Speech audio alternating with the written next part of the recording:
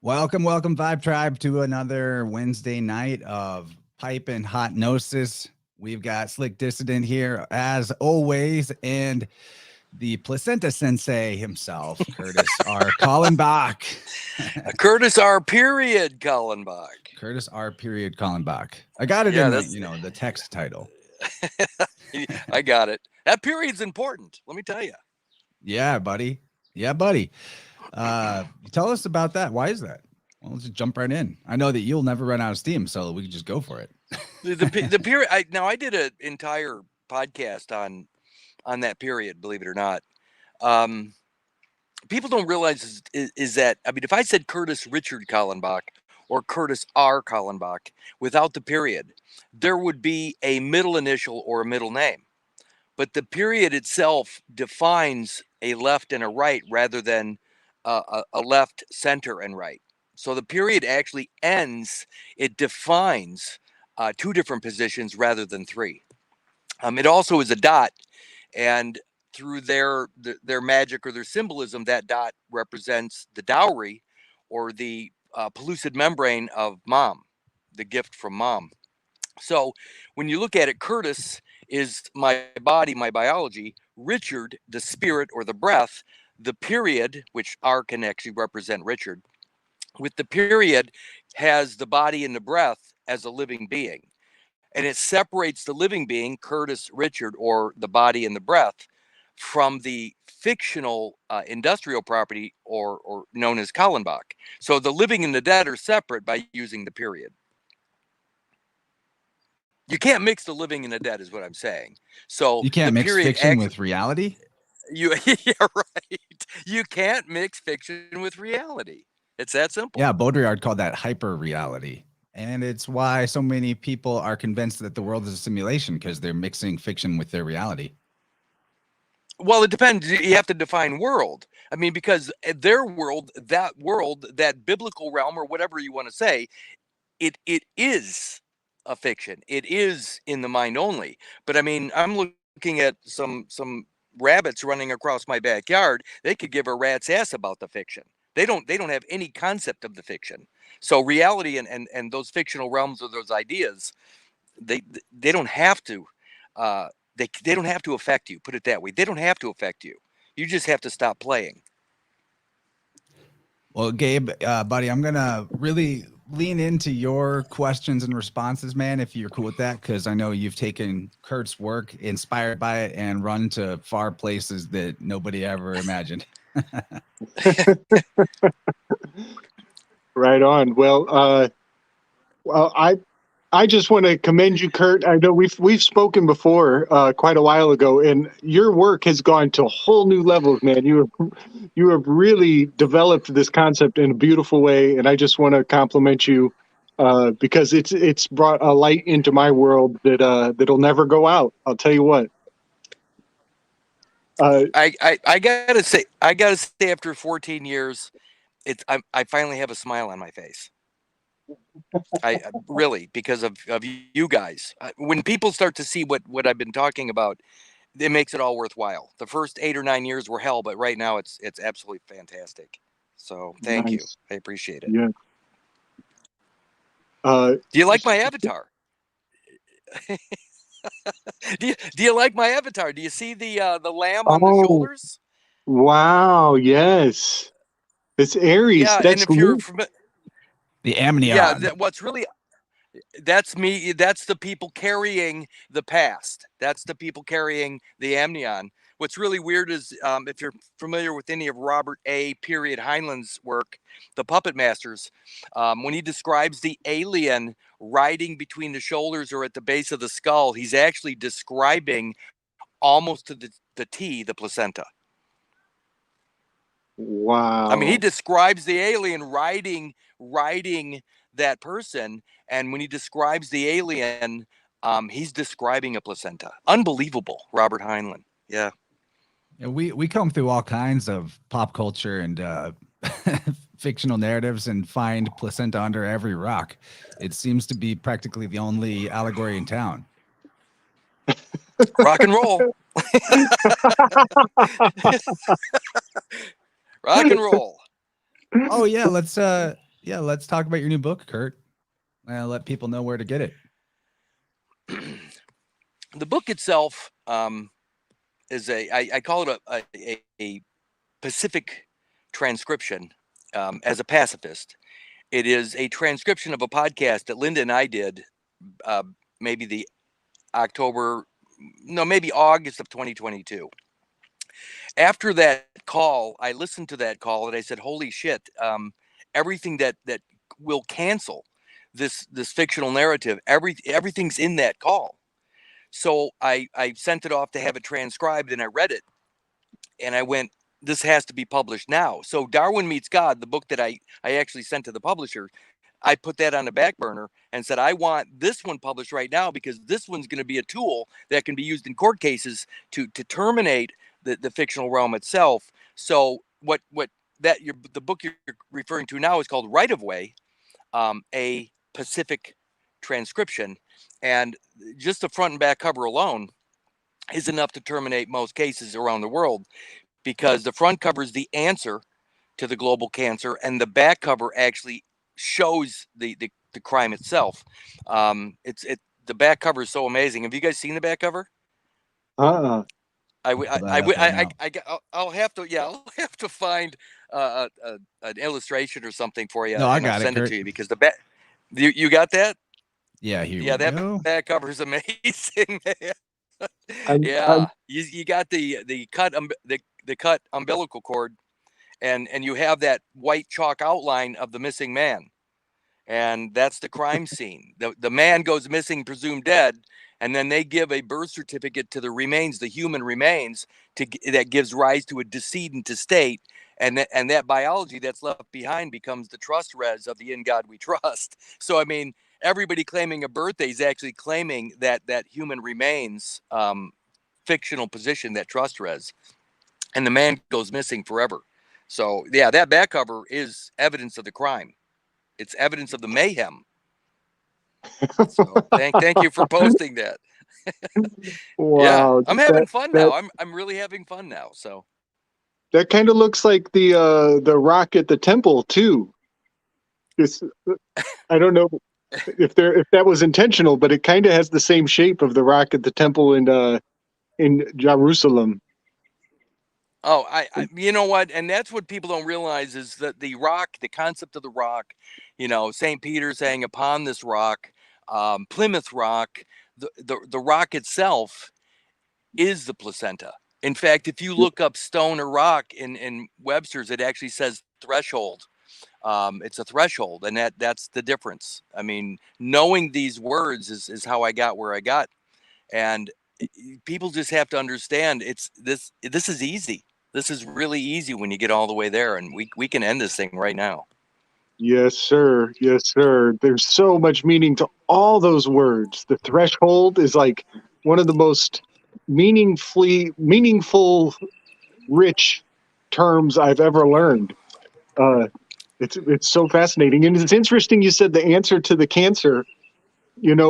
Something that I discovered recently, I'm pretty excited about, was the painting of Socrates, where he's reaching for the cup of hemlock, and he's got one finger Yeah. to the sky.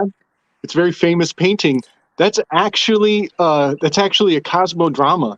That painting, it fits into the sky, into the zodiac perfectly, and Socrates he's Cancer. He's the station of Cancer, which some people call that the keystone. And some people believe that's the sign that souls come into the realm. But he's always in questioning. He's the as king, and then you've brought forward the answer. So you've got the answer to the cancer. Yeah, you know what? And it's funny. That's the way my mind works. When you can fill in those gaps, I let a lot of people fill in the gaps at this point, because I made giant leaps to get here. And there's like stepping stones. I'm stepping over things that I haven't seen yet, but other people come in and they start filling this stuff in, and this is when it actually is getting fun, because it's not just me anymore. I mean, it was lonely for a long time, but not anymore. And now I think this thing's going to unravel very quickly, with all you guys out there. And the book, by the way, is going to be frightening. I just wrote a letter to HHS, Health and Human Services, that was received maybe a week and a half ago, Tuesday. And it actually is going to terminate the COV /ID, the COVID narrative, because I identified it in the letters as the covered or insured infant ID, as in Freud's id. And COVID is nothing more than the insured infant that has been cut off or separated from me. So that's what's on that deposit, or that res of the trust, is the insured character. Again, nature can't be insured. Acts of God cannot be insured. So if I'm an act of God from fertilization to this moment, then I, as a living, breathing, spiritual man, I can't be insured. But the character that they created is an insurable character. And this whole thing is just one giant insurance scam. That's all it is. And everybody that accepts the birthday character then becomes subjected to the insurance game itself. They have to comply. This is about compliance. If you're acting through the role of the insured character, then you have to comply with that policy, the public policy. Public policy is an insurance policy. So again, compliance, when the cop's beating you to death in the street, he's basically saying, listen, you're not within compliance and you need to comply. But if I'm not that character, if I don't accept that public policy insurance, that beneficial position, then they got nothing. None of their rules, none of their so-called laws, statutes, codes, they don't apply at all. And that's where this is going. It's going to be a little scary, because the bad guys are going to be the bad guys still. And this is where things are going to happen, where you're going to have to defend yourself, or be willing to do things at some point to stop the bad guys. And when I say bad guys, I'm talking about potentially people coming into your yard or whatever and taking your stuff, because there won't be any rule of law as we've known it up to now. It'll go like the Wild West again for a while. Yeah. Yep. I totally see that the same way, eye to eye. I'm thinking about the Ben stone. It's been on a lot of people's minds recently, and we're talking about this stone, the rock. Has that been on your radar at all, Kurt?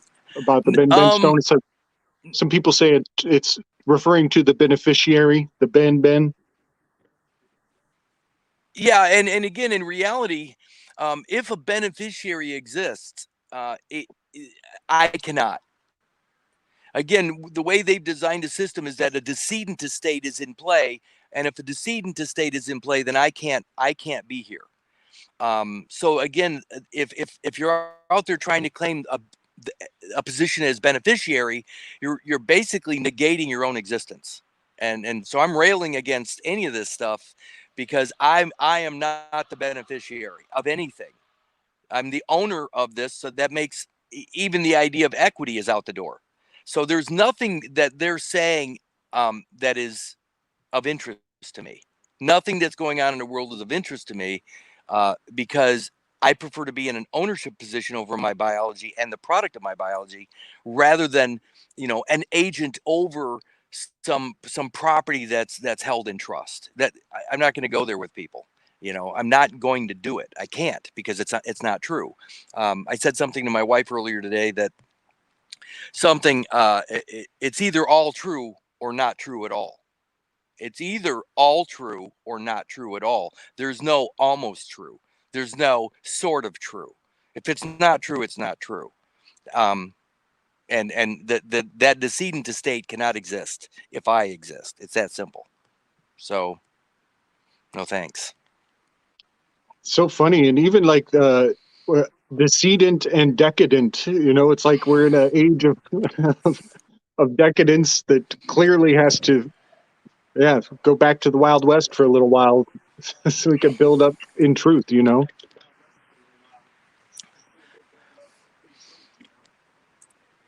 Well, I don't like the idea. I mean, of calling 911 and having some people in a uniform show up and commercialize everything that's going on in my life. I don't want to do that. If somebody comes into my yard, you know, I tell them to get out of here. If they don't get out of here, or if they threaten me, that because of the trespass, even as a pacifist, nature has a position that's called self-preservation. So, I mean, it's not violence that would kill the man. It's self-preservation that would kill the man, if you see what I'm getting at. So self-preservation is built into nature. It's just part of nature. So you don't have to be violent. You can actually be nonviolent and still have that sense of self-preservation for you and your family. And that's why the only position I know, by the way, I'm talking globally, the UN has designed that cut material to become the point of arbitration.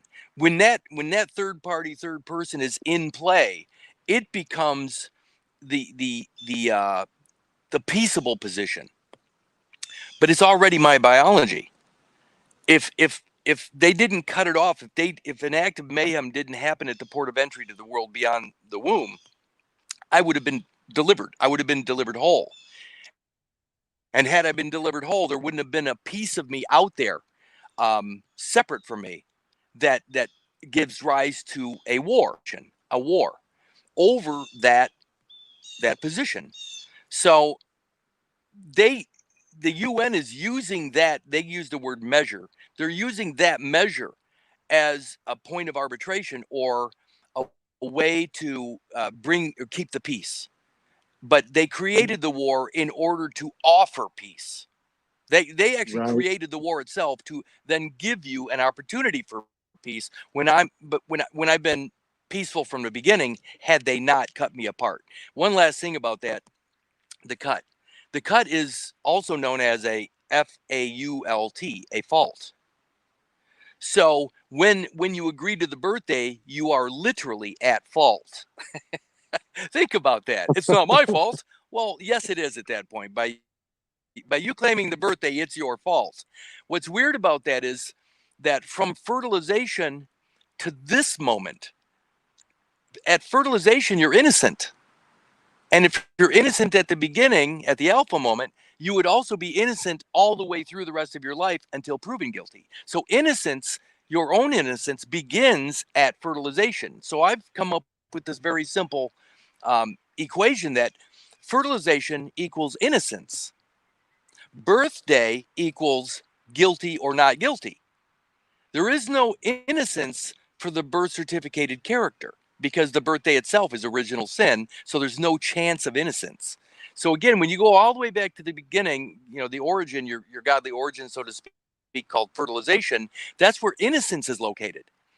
And if they didn't cut you apart, you would have been innocent all the way to this moment until proven guilty.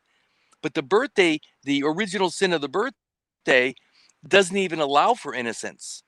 All they do when you go into those lower courts is have an option between what? Guilty or not guilty. There is no innocent, because the birth certificated character doesn't have access to innocence.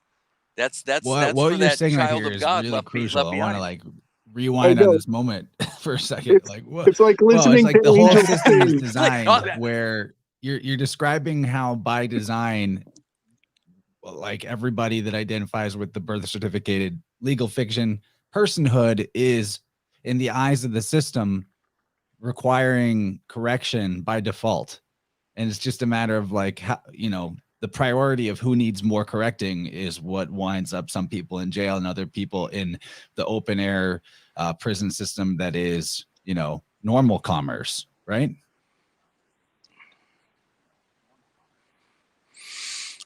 Well, I think the key to all of that is the biblical Luke 5:31, when Jesus, when the character Jesus says, "They that are whole, WHOLE, need not a physician." And he's actually talking about all the way back from fertilization, all the way back to this moment as we speak. In other words, as a continuous and contiguous evolutionary biological being. There is no cut, there's no break, there's no interference, there's no nothing. From that moment to this moment is one. one life. What's interesting Okay. about that is if you're not broken, you don't need to be fixed. Better yet, let's say it this way. If you're not diseased, you don't need a remedy. So everybody's speaking to me about remedy. They go, well, we got to figure out a remedy. No, remedy implies illness. If I'm not ill, if I'm not sick, if I'm not broken, I don't need their prosthetic. I don't need their remedy because I'm already innocent from the beginning. So Yeah, again, man. if people understand that from fertilization, the moment of creation, all the way to this moment, in other words, that's a direct link to God. There is no middleman. There is no original sin. From fertilization to this moment, all present and accounted for from fertilization to last breath is innocence.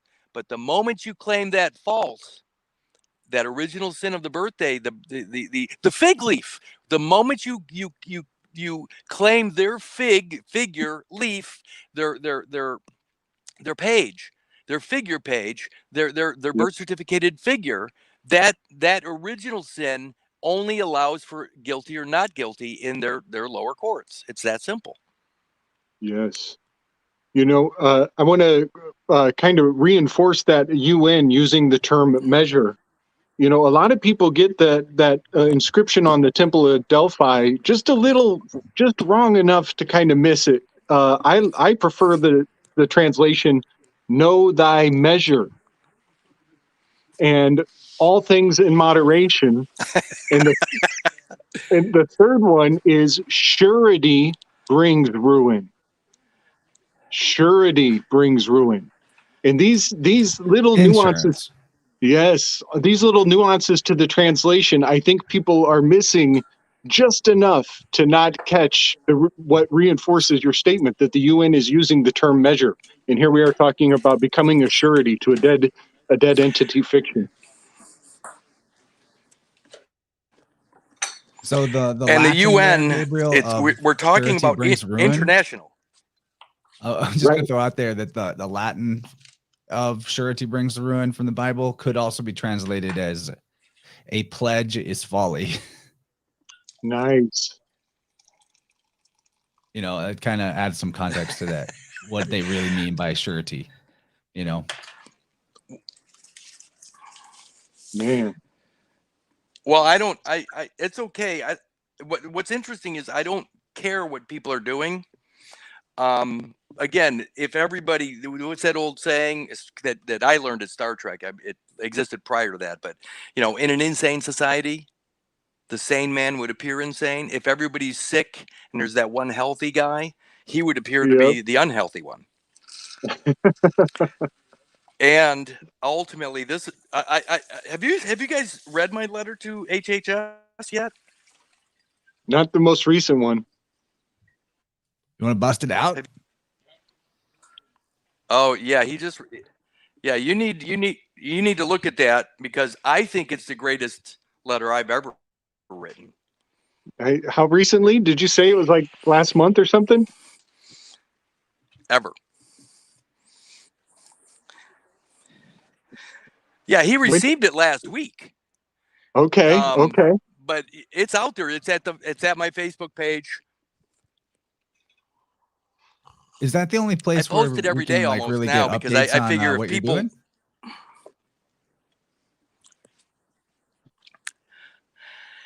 kind of I do have that P-Cloud site and I've been kind of lazy.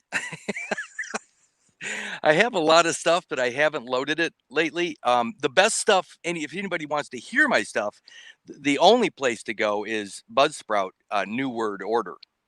That's the only place anybody should ever go. If you want to hear what I'm doing right now, go to New Word Order at Buzzsprout. Mhm. There's at least 63 episodes, and I think almost all of them are amazing. Yeah, when I listen to them, I'm thinking, who the hell said that? You know,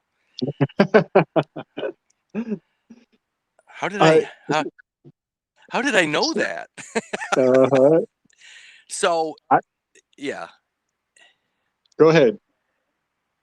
you gotta read that letter. I mean, Yeah. that's a letter. If you can find it, you gotta let me see if I can dig it up real quick. Let me look at it.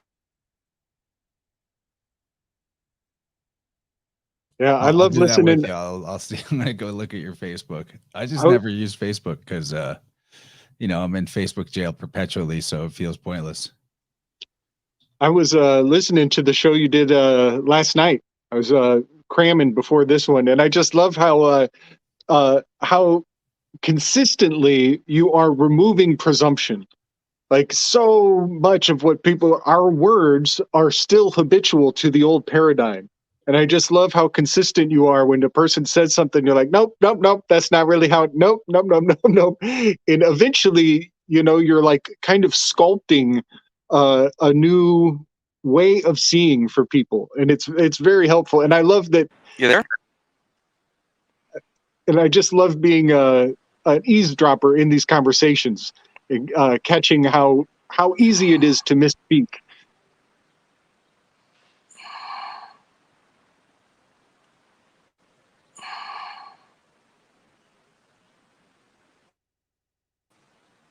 I'm just scrolling Kurt's Facebook looking for the letter.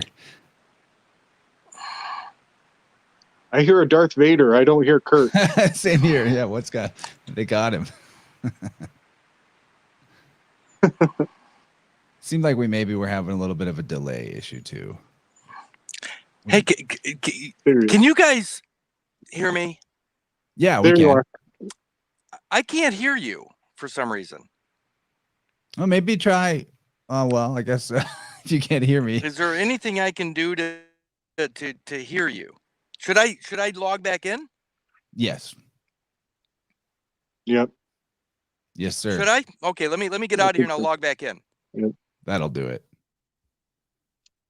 I love that he's got a new word for me to look into. Like he's dropped mayhem like twice tonight, and I heard him talking about it last night, and now I want to know what his take is on mayhem, because that's such a good word.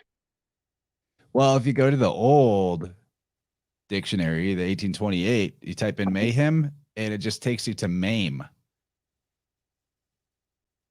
All right, we got the new Kurt out with the old Kurt. Okay, I got you. I got you back. Okay. I was just telling Gabe that I looked up mayhem in the 1828 dictionary, and it just takes you to the page for maim. To deprive of a necessary part, to cripple, to disable. There it is. That's what they do. You're actually maimed right from the beginning, and at that point you're incapacitated for the rest of your life, and you're institutionalized because you're broken. You're broken, and this is a serious thing. It's serious to know that cut, it destroys the whole. I mean, do me a favor, go to delivery. I mean, a lot of people have heard me say this for years, but go to the definition, go to Webster's online and go to the word delivery. And it'll say the medical definition of delivery says a fetus and its membranes is a delivery, which means that if the fetus and its membranes are not delivered, it is not a delivery. So again, think about that.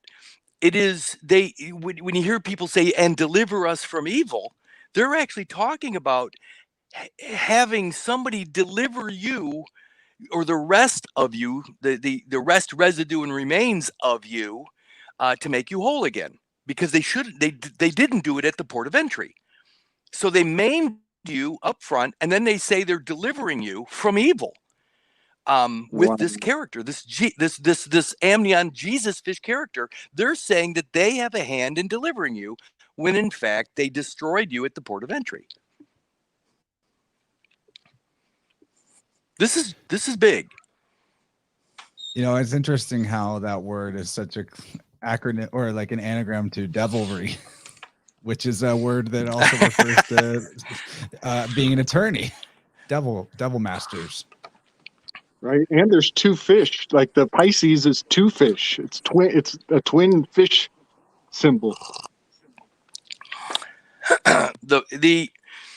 It's interesting when you have the concept of the fish, or the concept of the sea. I mean, people don't realize that the first 280 days of our existence, we're in the waters of mother. We're actually in the water, and we're underwater, or we're breathing underwater through the biology. We're actually of the water at that moment.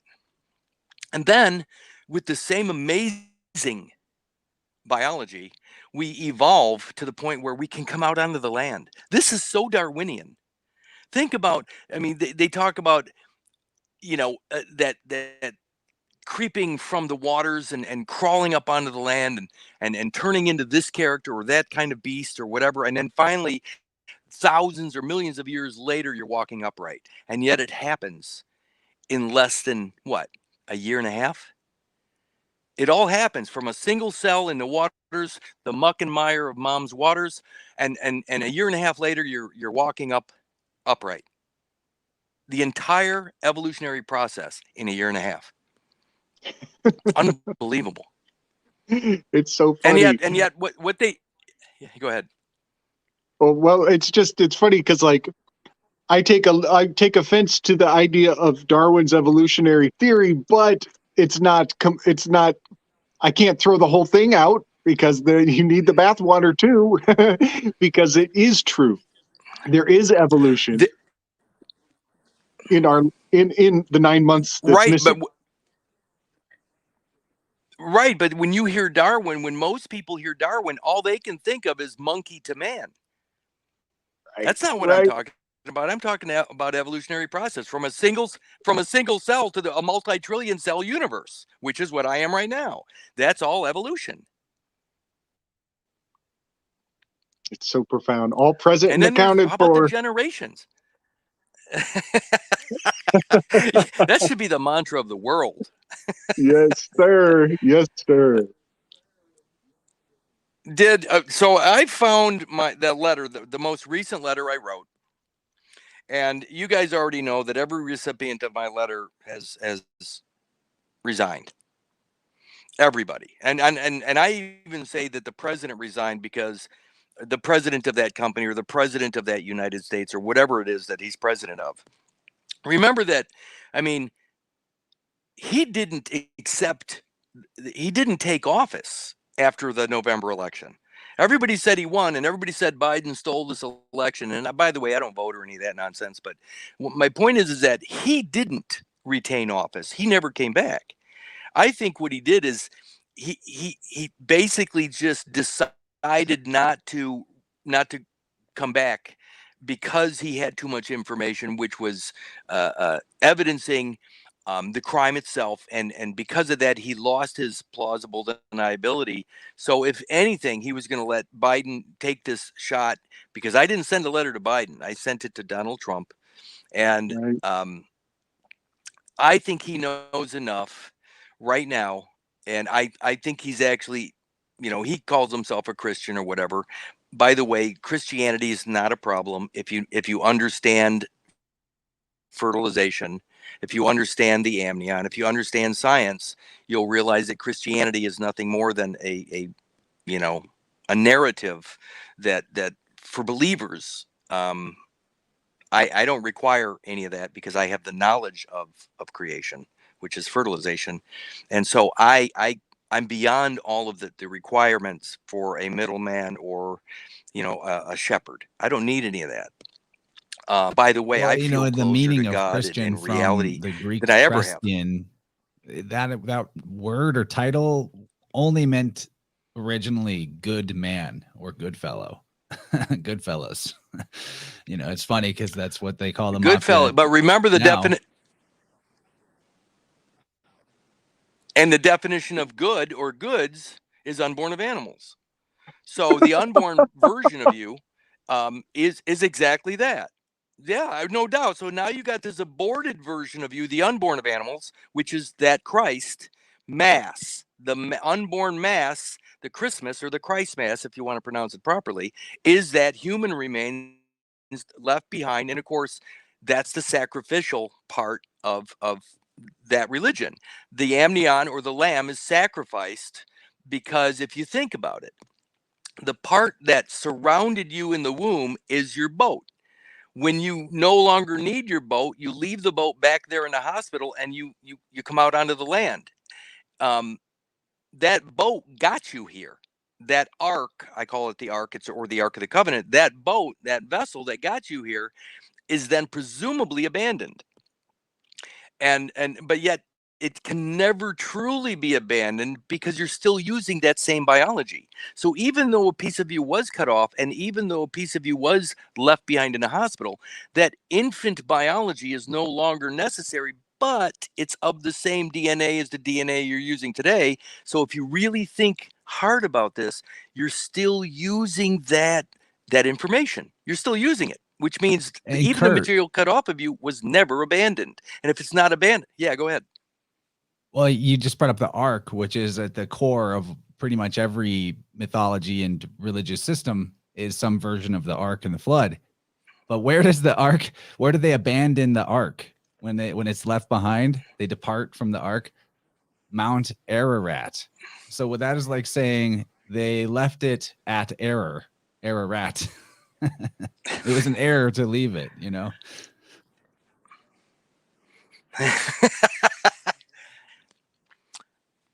But again, you're still using it. No matter, it's just evolved, and that's probably the most important idea that I bring forward, is that from that single cell, and I love to call it intelligent design. That zygote is the most intelligently designed cell of all time, because that one cell holds all the information from that moment to this moment, to get you from that moment to this moment, to get you from a single cell to a multi-trillion cell universe yourself. That one cell has all that information already there. It's the most intelligent situation I can imagine, but that intelligence then requires the evolutionary process. So you have both intelligent design and evolution in one thing, and everybody goes, you can't do that, at least since 1925 in the Scopes trial. No, either a monkey or you're a man, but you're not both, you know. Right. You know, Kurt, I like to No, think that you're both. that You're single cell and you're multi-trillion cell. yes, Just one. I've been thinking a lot lately that when You like to they think what? when they said that there was an insurrection, that it was a successful one, and nobody has clarified whether the insurrection succeeded or not.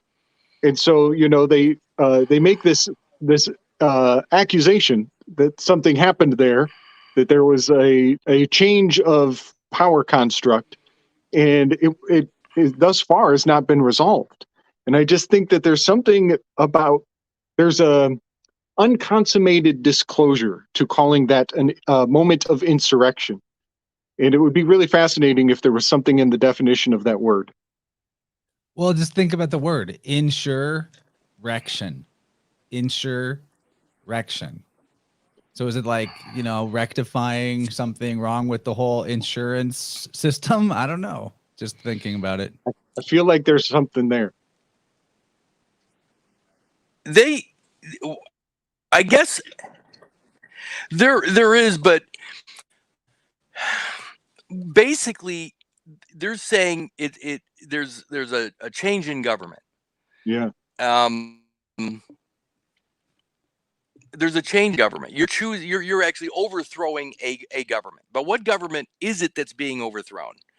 By choosing a birthday that's based upon the human remains of the left behind material. I don't say this very often, but I'm going to try to really be clear here.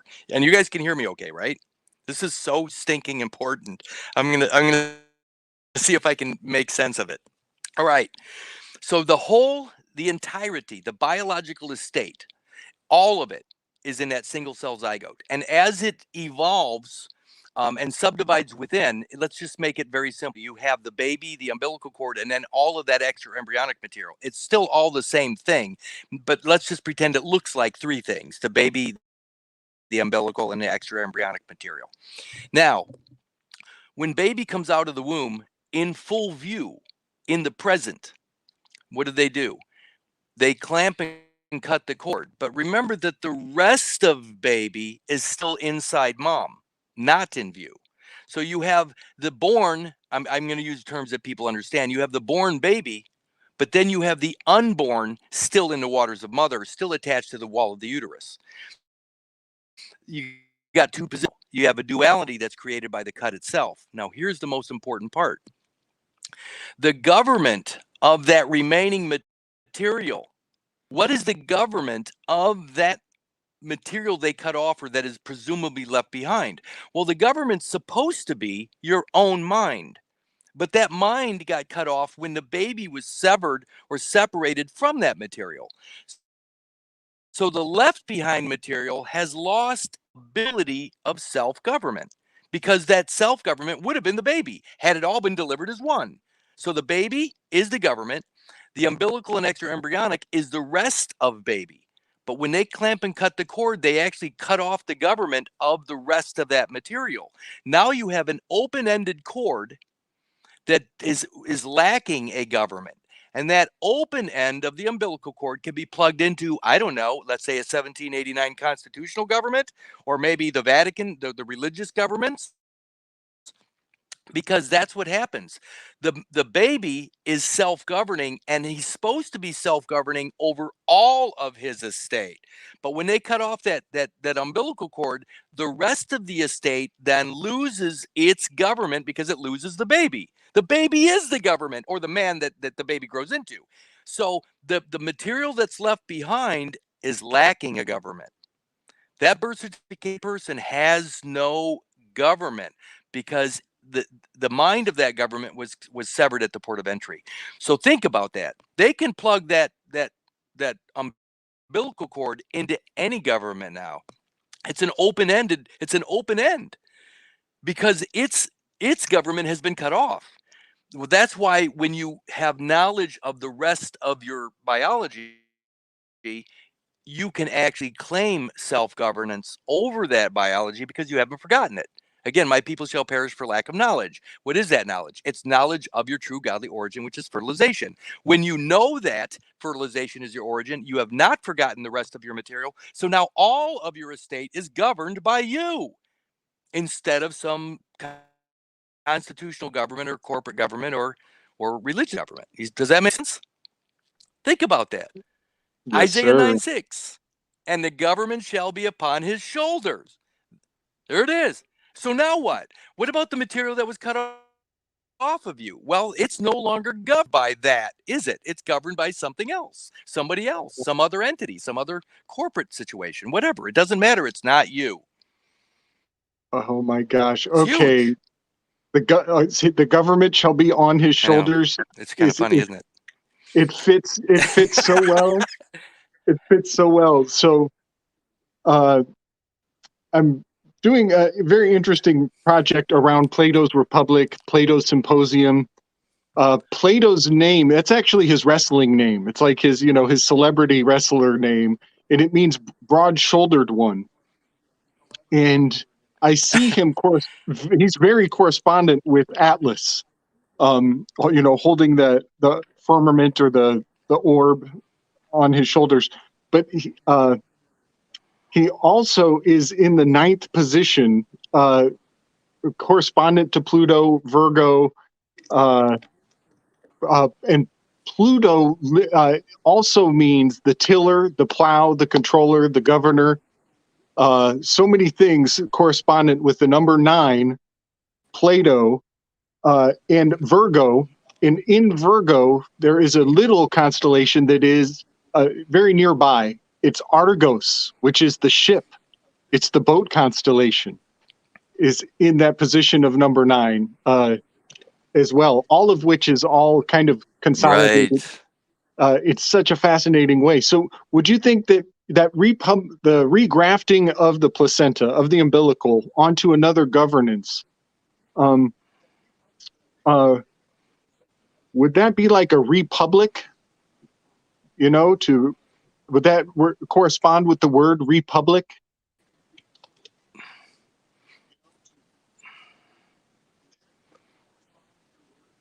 Because so often I think of Plato versus public. Is that what you're saying?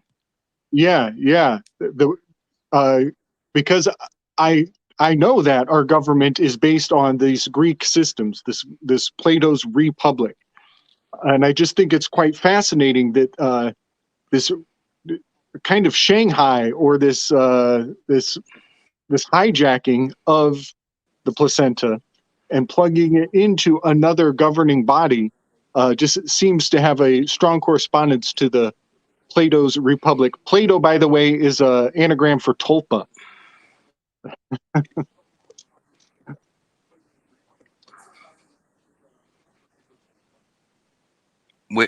Which is what? The placenta. Oh. It's I mean, what is a tulpa? it's a graven. Tulpas are thought forms that take Oh, on oh. agency. Like, yeah. Tulpas are thought forms that become independent, like living agents. But remember, yeah.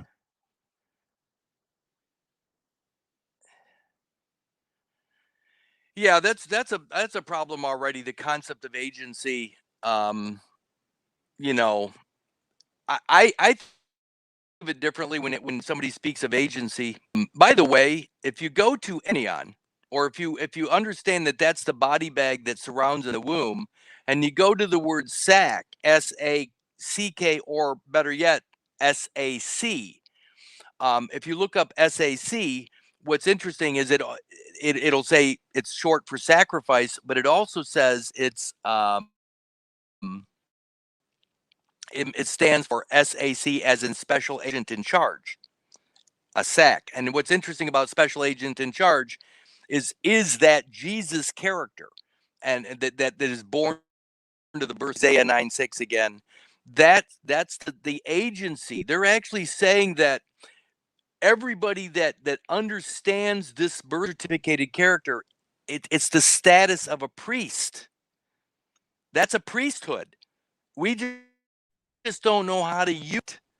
We've left behind that ecumenical priesthood status when we abandon that succession.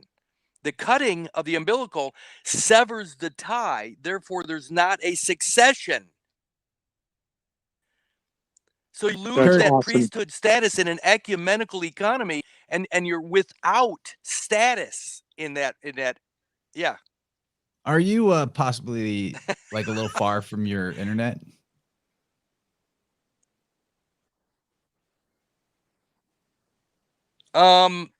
Not really. Am Not I really? cutting out a lot? A little bit of cutout, like not so bad that we can't understand it. It's just the delay. Just wanted to see if there No, is I'm there's just a bit of a delay in you hearing what we're saying and then your responses. But I mean, we can work with it. It's all good. Let me go down it. Yeah, I hate the delay.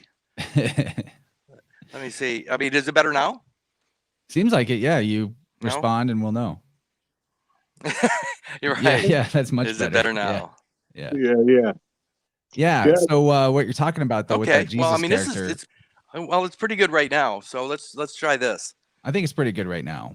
I just think it's interesting that the ecclesiastical system, when you go into the ancient Roman religion, ancient Greek religion, the savior or mediator God character, the logos or the word or the son of God, was always about the psychopomp role of guiding the souls of the dead.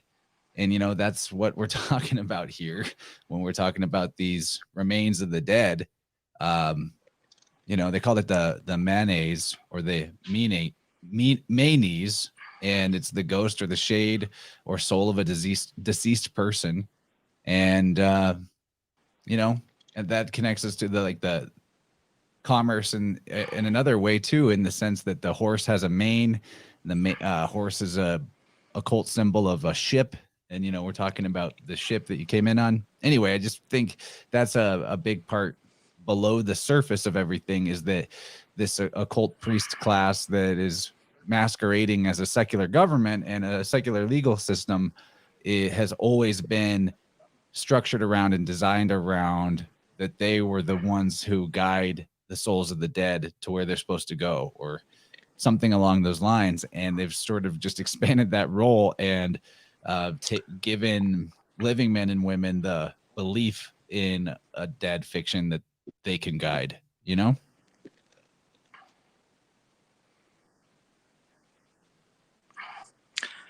Well, remember too, though, that soul and psyche are the same.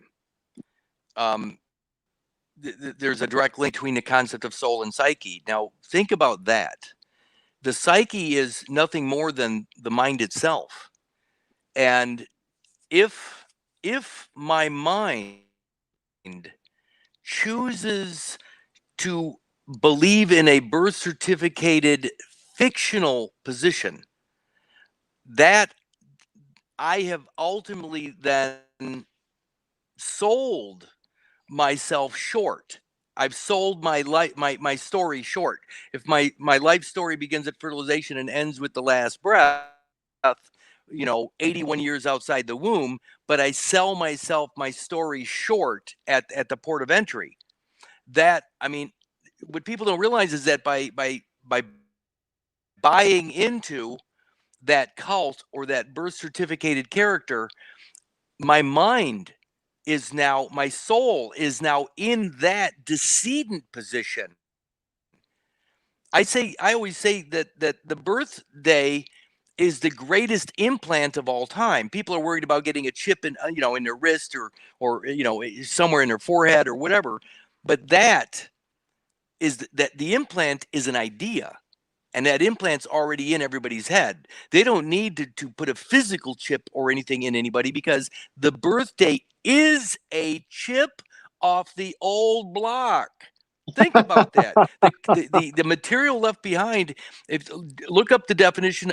Yeah, it's a chip. It actually is a chip. It's a piece of the whole that has been broken off or chipped off, and that chip off the old block is what gets the birth certificate. So that is the implant. That is the chip implant, and it's only in your belief in the birthday character itself. So again, when Jesus says they that are whole need not a physician, the mentally that choose birthdays, the mentally ill that believe in salvation, they're mentally ill. They're literally mentally ill because they bought into a story that cannot be possible. Without a beginning, you can't be here now. It's an impossibility. So again, the chip off the old block is the birth certificated person. But it's not the whole story. That's my point, is it's not the whole story. So people that buy into it are selling themselves short. They're selling their story short, their life story. And that's why 1 Corinthians 2:15 says, the spiritual man shall be judged by no man. Well, spiritual means nothing more than breathing. And if you're breathing from fertilization to last breath outside the womb, that's an unbroken lifetime, an unbroken story. Not be sold short, because that would mean death, a premature death. Can't happen. This is reality versus all of those nonsensical beliefs. It's pretty simple. Funny, the word chip actually derives from an old Saxon word that means to buy or sell. Oh, and even the word implant, implant is also archaically, well, it meant to put an idea in someone's mind or instill something in somebody. It wasn't referring to anything physical. So you're right on the money with all that in terms of the linguistics. have you now, you guys have probably heard, and I'm going to say this because it has great shock value, by the way, but when that zygotic material, when that singular zygotic cell subdivides, the zygote only exists for one day. Then it changes terms, it changes names. It goes from zygote to conceptus. It's a conceptus upon subdivision. But when that is floating down upon the waters of mother, and it implants into the wall of the uterus, I don't know, 7 days later. Implantation. So now my biology implants or plants into the wall of the uterus, into my mom's uterine wall. Well, back in the 1700s, the 18th century, the word fuck means nothing more than to implant or occupy. It's a farmer's term. To fuck is a farmer's term that means, when I actually, this is, I think, hilarious, when my conceptus implants into the wall of the uterus, I literally become a motherfucker. I don't see any smiles, guys. Come on. I love it. I love it. I absolutely love it. I'm not joking. And in the movie Trading Places, when he says "moi," a motherfucker. Well, who is that? That's the person of color, the decedent to state placental material. Actually, what the human remains, that is evidence of the motherfucker, the implantation. That's all it is. It's biological implantation into the wall of the uterus, and that means to fuck. Damn. I know it is. It's Damn. hilarious. That is so profound. By the way, the book that I found that in. Let me see. No, I got it. I have to prove this right now. I have a book that actually proves it. So yes. Go ahead. You keep talking. I'll find the book. It's funny as heck. So one thing that it's so funny. We have these ideas like evolution, and I want to say no, I'm not down with evolution, but then I find out there's something redeeming, that it actually does need to be reserved in a certain context. It's absolutely right. It's true beyond belief. Another idea like that is like the multiverse. A lot of people are talking about these parallel realities and other worlds, other dimensions, but here we are in our dictionary, and we're looking at 16 different definitions for the word order. And here we are looking at the multiverse and how many different definitions there are for these words. And when you kind of take the word like a gem and you put it in just the right light, it clicks into place. And you have this consistency of the definitions that reveal a certain truth. Right. But you have to take every single word in the sentence and put it in just the right fractality. And sure enough, you get a clear course. Kurt, I found your letter to the Department of That's Health and why Human when you look at Services also. definition, The definition of definition? I don't. It's hard for me to read it.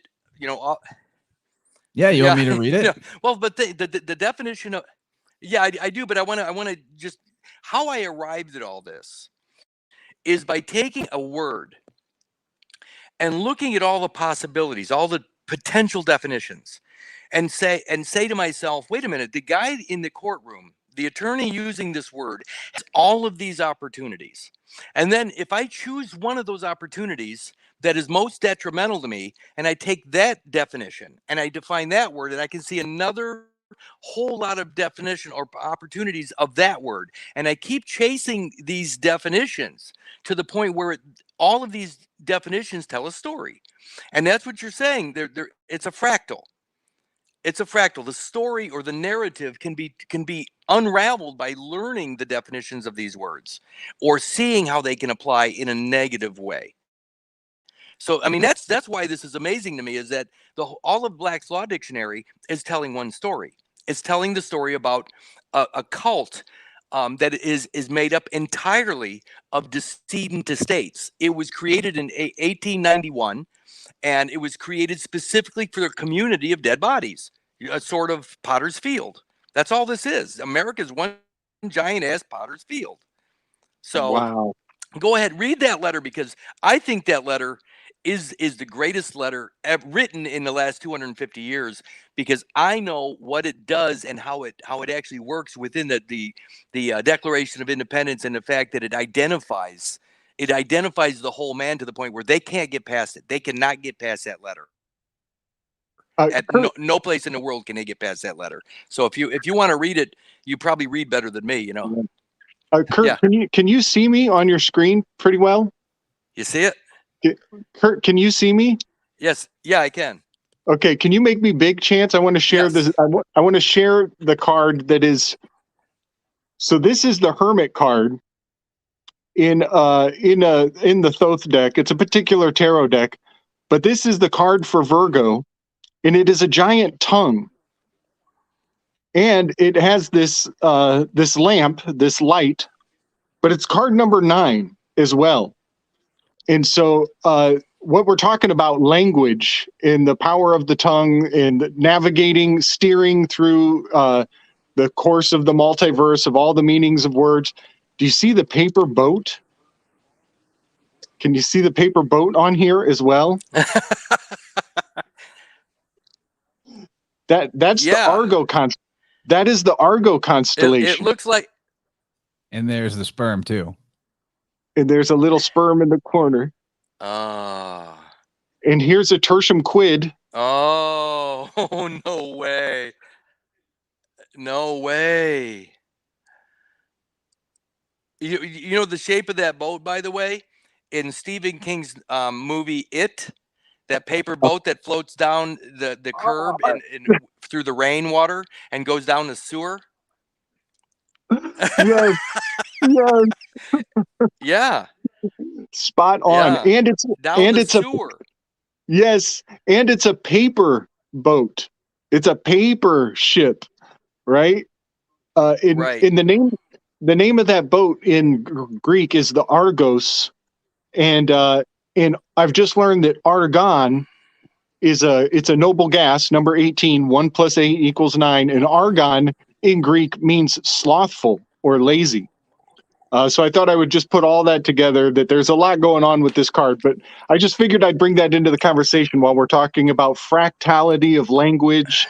You know, this is the tongue and the paper ship and the vessel and the 9 months in the womb. I just thought I would bring all of that to bear because I'm quite sure the people who make these little artifacts are quite savvy to what we're discussing.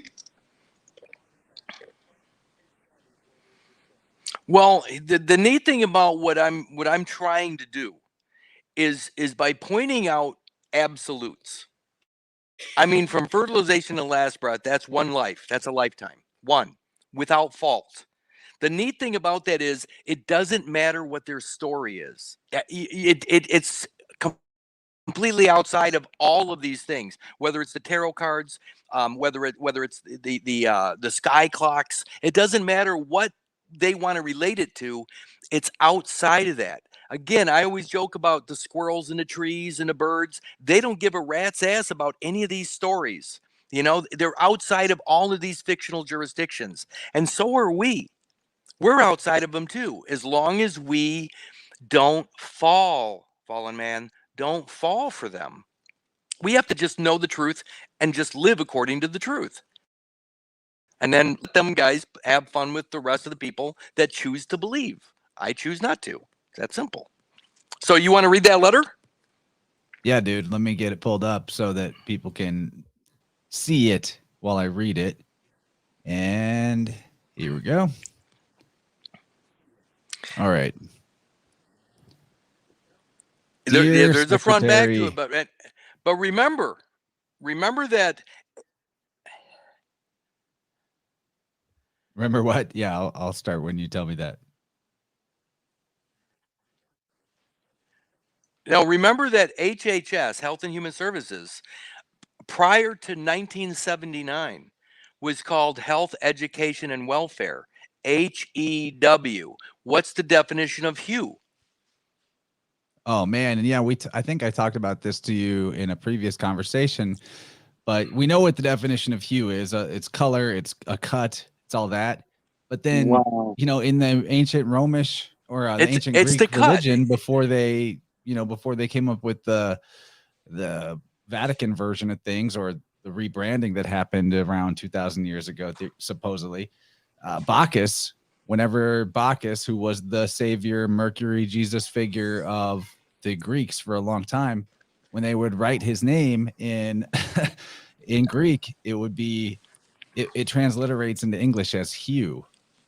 And so that's your, that's the guy. And then what's funny is, like, when you see the IHS in churches today, they claim means, like, they have their whole thing. I can't remember what the supposed Latin meaning of that acronym is, but it's actually just a mistransliteration of the Upsilon Eta Sigma that was Bacchus's monogram, Hugh or Hughes.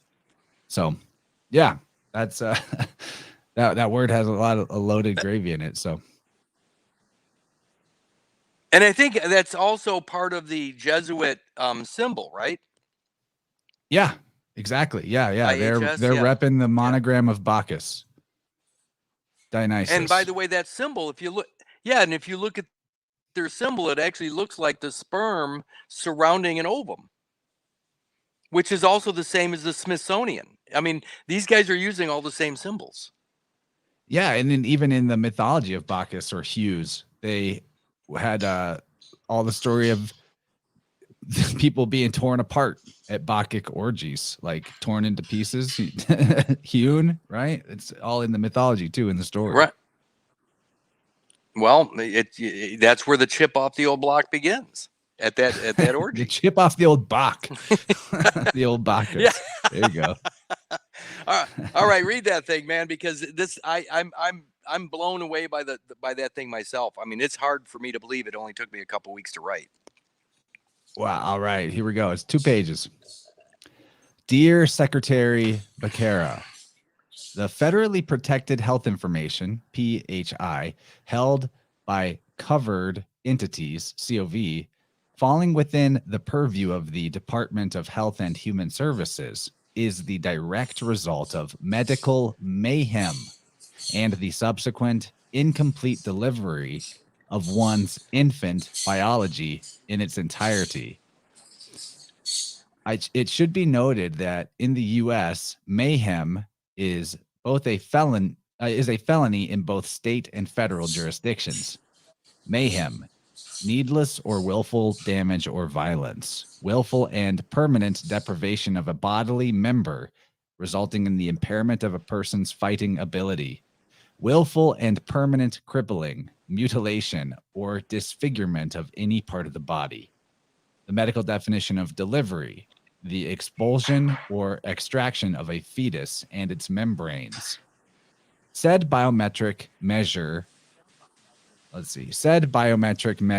amputated and left behind as a born alive product of conception, is then presumed an abandoned, diseased, disabled, or disfigured child adopted after birth. Such a Volst rule, fashioned upon entry to the new world beyond the womb, can never fully represent one's authentic, continuous, and contiguous evolutionary ascension as an original package, which begins at Genesis as a single-cell zygote in the waters of mother and concludes with the last breath upon the land as a spiritual man. Definition of measure, that by which extent or dimension is ascertained either by length, breadth, thickness, capacity, or amount. The rule by which anything is adjusted or proportioned. Definition of spirit, an animating or vital principle held to give life to physical organisms. Breath, God sense. All right, the demise of the severed feto-maternal member via abstract church-state separation, Hugh, gives rise to a fictitious ecumenical, right? That's how you say that word. Yeah, ecumenical war over presumably forsaken infant goods. Tertium Ecumenical, yes.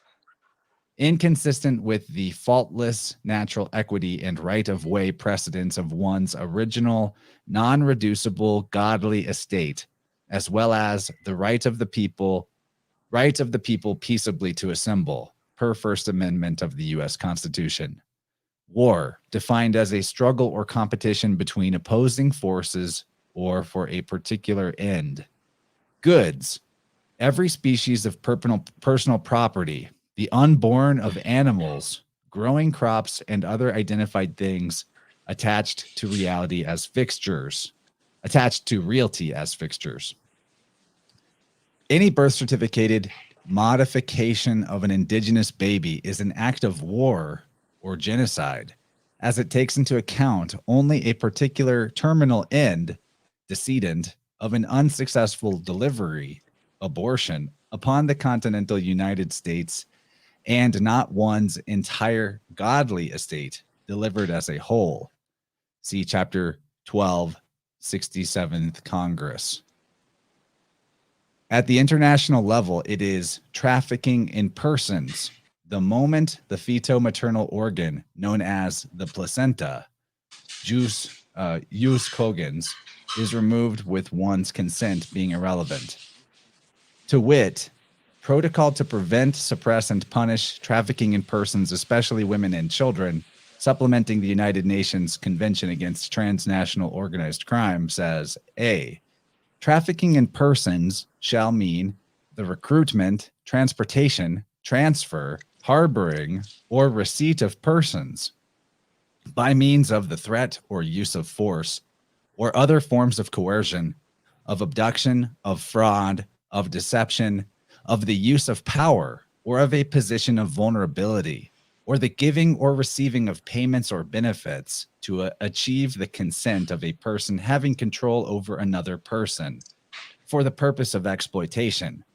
Exploitation shall include, at a minimum, the exploitation of the prostitution of others or other forms of sexual exploitation, forced labor or services, slavery, or practices similar to slavery, servitude, or the removal of organs. Res sua nimini servit.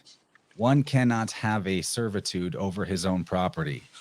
So, Secretary Becerra, what really constitutes one's overall health? Merriam-Webster's dictionary defines health as being sound in body, mind, or spirit, freedom from physical disease or pain, sound, free from injury or disease, free from flaw, defect, or decay, solid, firm.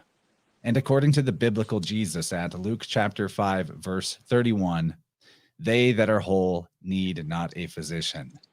Whole, having all of its proper parts or components complete, unmodified.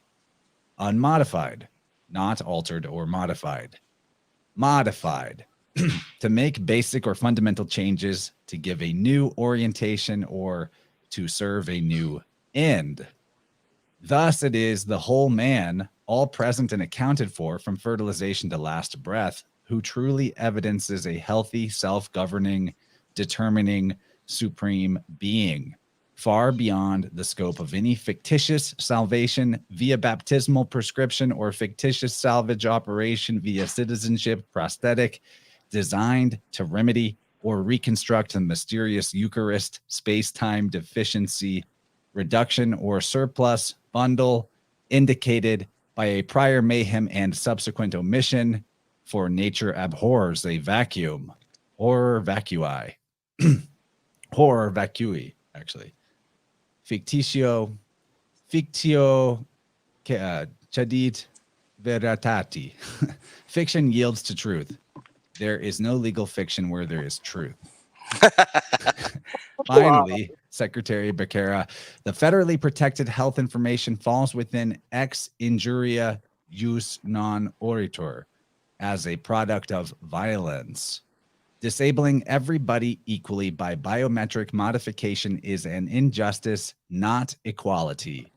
The Procrustean myth of stretching, bundle, or cutting reduction of travelers to achieve ideal uniformity is not unlike the federally protected, immaculately conceived, custom-cut, born-alive infant member found at 1 USC 8.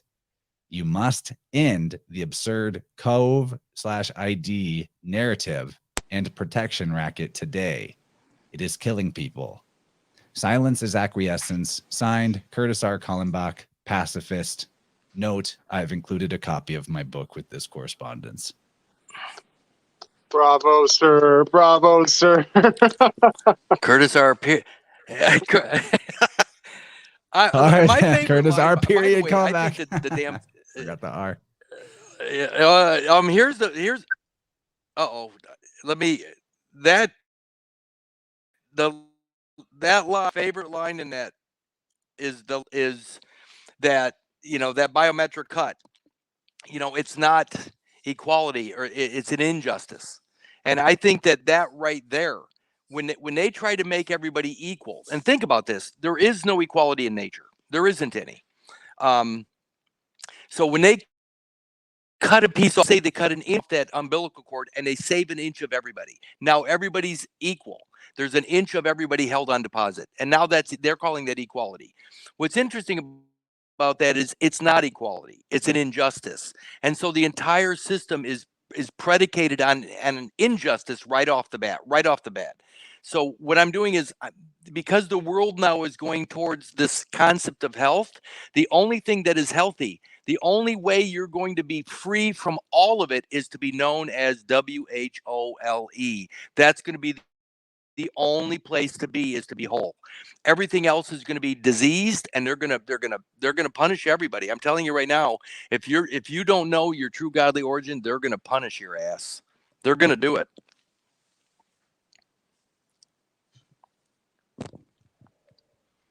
Yes, sir. Yes, they are. Uh-oh.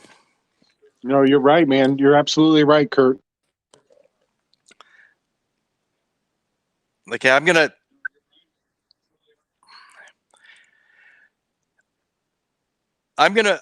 plug in, and I'm gonna take this headset off. So if you lose me for a second, I'm still here. Okay. All right. But my phone is, I don't know. It's eating a lot of juice right now. So let me plug into the wall, but I'm gonna have to take this headset off. So I don't want to. If I lose you, I'm coming right back on. So don't worry about it. No problem. So let me try this. Man, what an absolute brilliant masterpiece. That was awesome. You know, I never thought about an inch of everybody before. But, Are you okay? You know, yeah, you're there. We got you.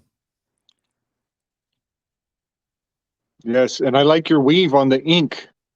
That the inch is that's my also favorite letter of all time. ink. Yeah. Yeah, they got an inch on everyone, and they also have an ink of All right. everyone, right? Yeah. I mean, they get the sole of your foot, they get your psyche on paper right away. Yes. You know, that's the first thing that happens.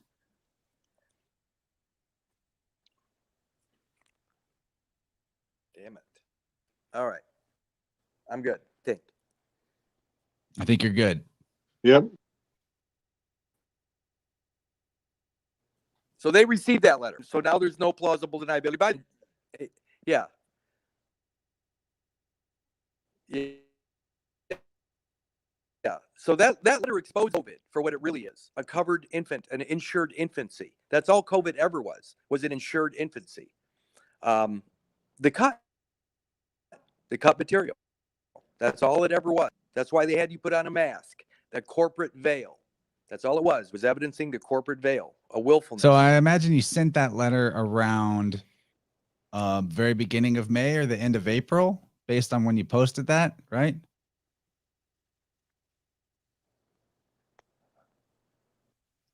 And I know you didn't send that to the World Health Organization, but the WHO did declare an end to the emergency COVID state of international concern or whatever, just like a day or two ago. So interesting. Is that the response?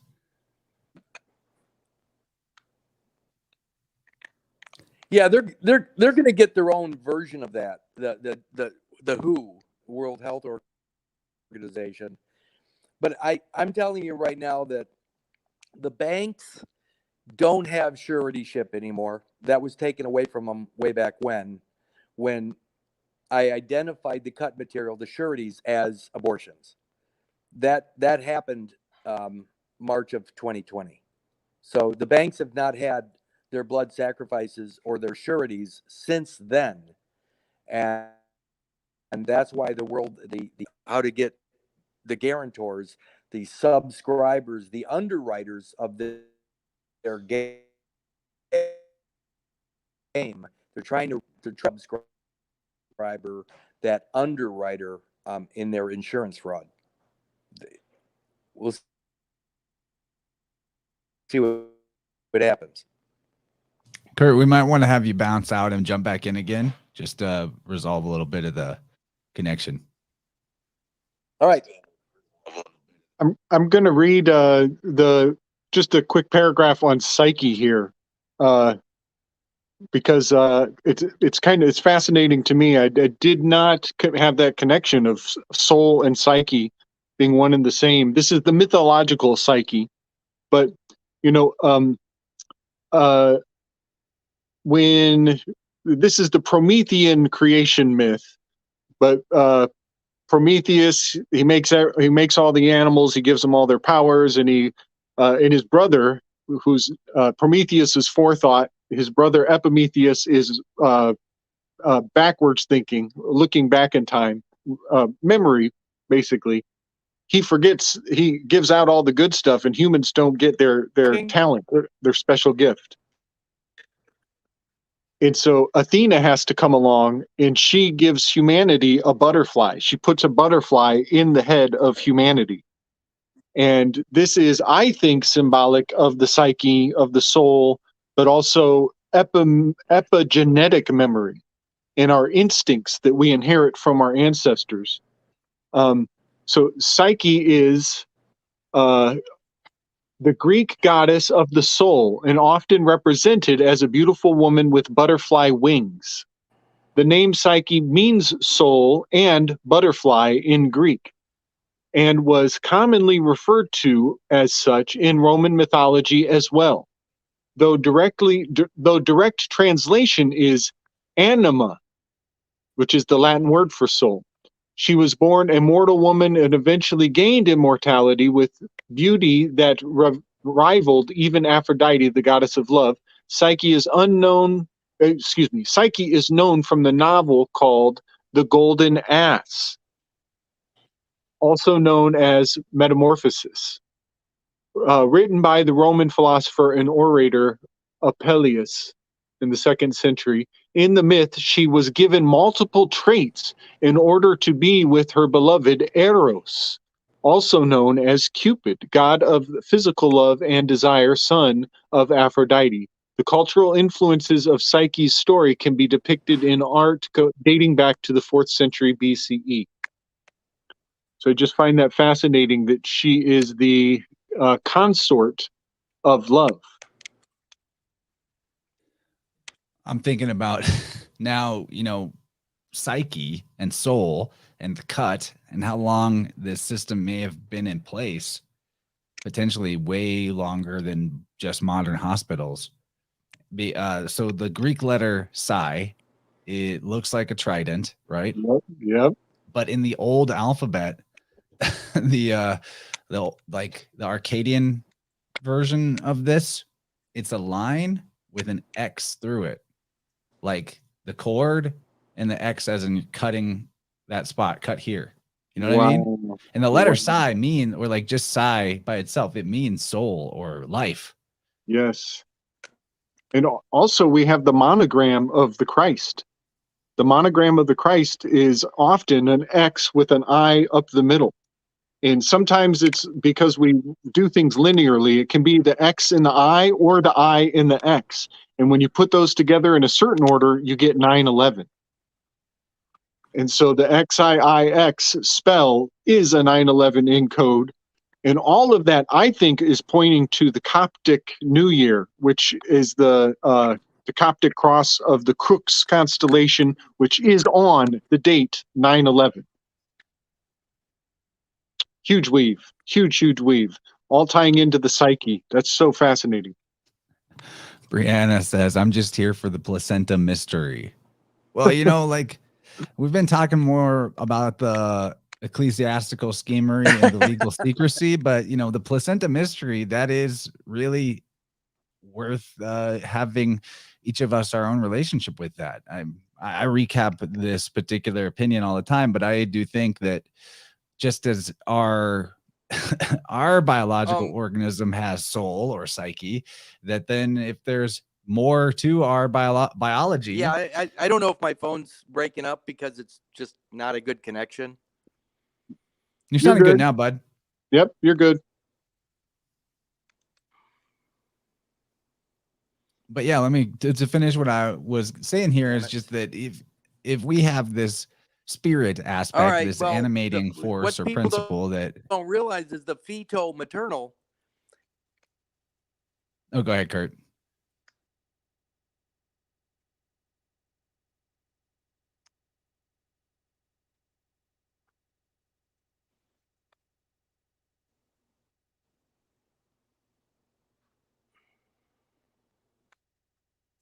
No, I mean the placenta is a feto-maternal uh, um, composition of matter. I call it a tertium quid, implies something than baby or mom. When in fact, it isn't other. It's not a third thing. It's not a third person. It's according to Unum Sanctum, what they're doing is they're taking that fetus as the human creature. What's interesting about the Roman aspect is that baby and mother is also known as Madonna and child, or Jesus and Mary. So the placenta represents Jesus and Mary. That's why it's so important to the Church of Rome. They need that material because their entire church is built upon of Jesus and Mary. Mary is the handmaiden. The handmaid, that's the wall of the uterus. She's also virginal. So the whole idea is that they're taking biology and creating a religious narrative around it that they can control the beliefs, when in fact it's in my biology, nothing more than that. So that's how this is going to, we're going to defeat the magicians, the magi, by telling the truth. John 8:30, shall know the truth, and the truth shall make you free, which is also the motto of the CIA, for crying out loud. Why would that be? So Wow. Wow. So feto-maternal, FM is a very interesting the CIA, acronym. one of those guys years ago. Just a quick add-on to the FM of feto-maternal. FM Freemasonry. It's also 613. There are 613 mitzvahs. There's also 613 arils in a pomegranate. It's just a fascinating acronym, the F to the M.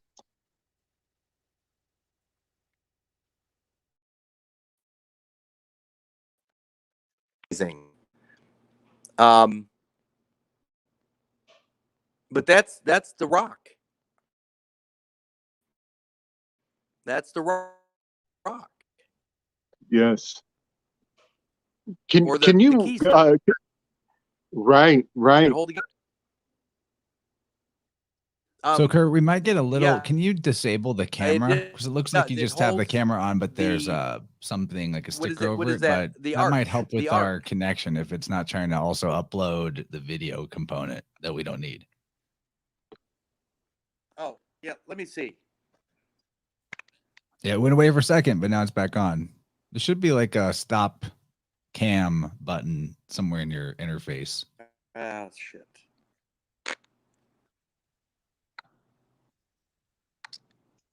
It just keeps popping back on right after you turn it off. I don't know why. Yeah, nothing is working on my phone. Nothing works. It's because it's because it's a cell phony.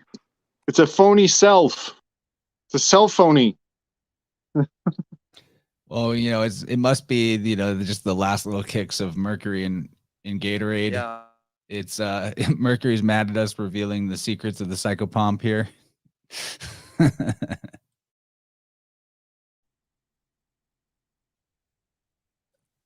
Yeah, that's all right, Kurt. We're just not really getting a good enough connection at this point to easily converse. That's all. So we might have to just reconvene on another point, man. Oh, he popped out. That's okay. Yeah, we can keep weaving on this. I mean, the mystery of the placenta, I'm sure you're just brimming with ideas from the conversation so far. But to finish that thought that I brought up, and I'm sure a lot of the regulars have heard me talk about this, but I think in terms of a psychopomp energy, the placenta could be totally that thing as like a spiritual guardian angel that if it fulfills that role for you biologically, then wouldn't the spirit that animates that body, that boat, be also fulfilling some kind of role as a guide or protector in terms of like a part of your spirit guides or your spiritual guardians? And if that part is, cut up, cut off, left to die, used for medical experiments, shoved in a weird Vatican vault, or all of the above, it's like inflicting trauma on an actual soul, an actual entity, an individual that you're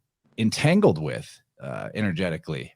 And so to me, I think what Kurtis said about the about how this all works in the mind, it makes a lot of sense to me, because it may seem like, oh, I can play pretend a little bit and not play, but I know the truth. But it's like wisdom without acting on wisdom isn't really wisdom. I don't know. So there, to me, like acting on the wisdom could be one way to do that. Could be in some way reclaiming the whole story of you from fertilization, maybe in some recognition or ceremonial way, contacting the spirit of that part of you and integrating it so that it isn't a traumatized, compartmentalized, separated, castaway aspect, and instead like realizing, okay, I invite in that part of me that was left behind at the port of entry. I invite that to be I invite wholeness back, and all I know is from my own experience that when I did that, when I recognized and integrated energetically, spiritually, the actual being that was physically incarnate as the placenta that I came through the womb with, that my inner dialogue, my inner voice switched from being highly self-critical and self-defeating. I mean, I wasn't maybe as rough as some people have it in terms of inner monologues being kicking their own ass, but I still had vestiges of that. And after the integration of the placenta guardian angel spirit, however you want to say it, I've noticed my inner voice, my inner monologue was way supportive, and things just got a lot different and a lot better in my life. Like I felt a huge amount of freedom open up, and has continued to do so ever since then. Like as if I'm have a better guidance system. That's just my own experience. All right, Kurt. So you're back, and we'll see if we can converse. If not, we will have you back on a future show too. It looks like your mute button is on, though. That is true. Thank you, Gabe. Thank you. Yep.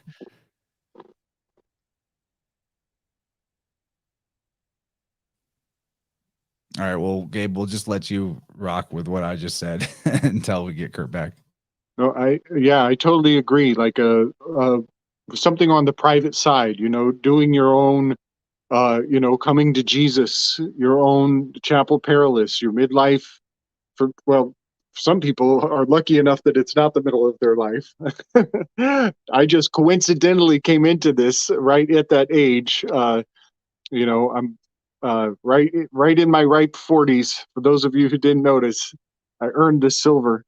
But yeah, coming to terms with the with your daemonic twin is integral, And some people lock themselves up in Loch Ness castles and go through 109 days of masturbatory ritual just to believe that they learned the name of their daemonic self with the Abramelin ritual, and then they leave town too soon and leave Loch Ness monster slithering through the locals' lore and mythology for ages to come.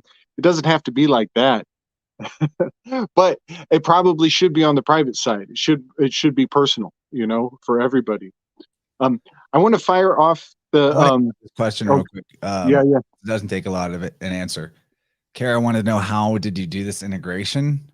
It's a lot like how integration works when I do tuning for people.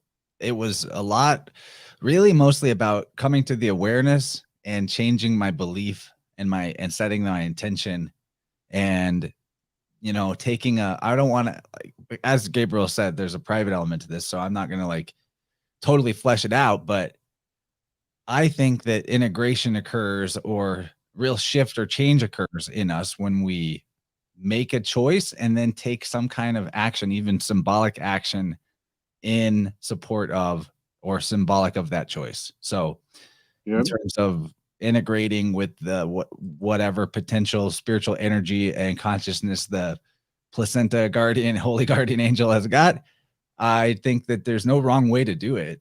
It's just something to decide you're doing and decide you've done, and then see how things go from there. Yeah, I think there's a big, like, I think Kurt agrees probably to a large degree as well, that it's like, knowing is a big part of the battle, and then the choice that you make, and that's in your inner world, it's in your mental plane, it's in your psyche, it's in your life. That's where it occurs. It's where the cut never happened there, because that is purely the private realm. That is purely your inner world. And so any kind of separation within your psyche, within your inner world, has always been a fictional construct and a compartmentalization of your own energy that could just as easily be switched back.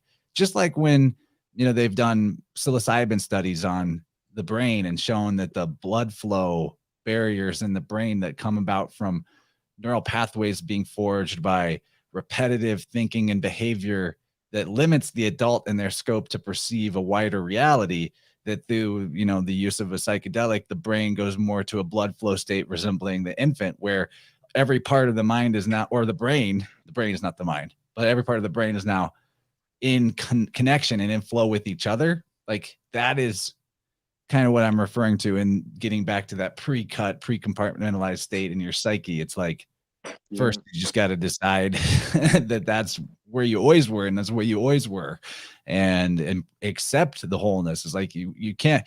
It's like a big lie to think we left nature, we're separate from nature. You can't leave nature. You can't leave existence. Existence is the only thing that exists. So playing in fiction is fictional, and it's like not as complicated as you might make it out to be in terms of like holding on to the fragmentation and the identity that comes along with it, that we get attached to. Yeah, man. And I would add on to that. It can be, I mean, if you care to engage this ceremonially, it can be it can be as simple as taking a bath or a shower, or changing your clothes. Yes, I would throw that in the mix too. Just want to make sure Kurt's working. Is it alive? And then please continue your weave there, Gabe. Oh, that's all. I just wanted to say, changing clothes and taking a shower are good ways for a simple reset on the private side. You don't got to go put things in the newspaper and make sure that the whole world hears that you are now a new claimed being. It doesn't have to be like all that. Yeah. If it's private, then there's no one else to judge whether you did it right or not. You'll know.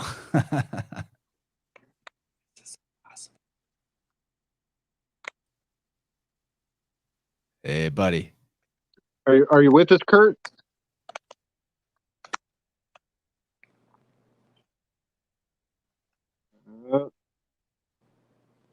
Can you hear me? Yes. There you go.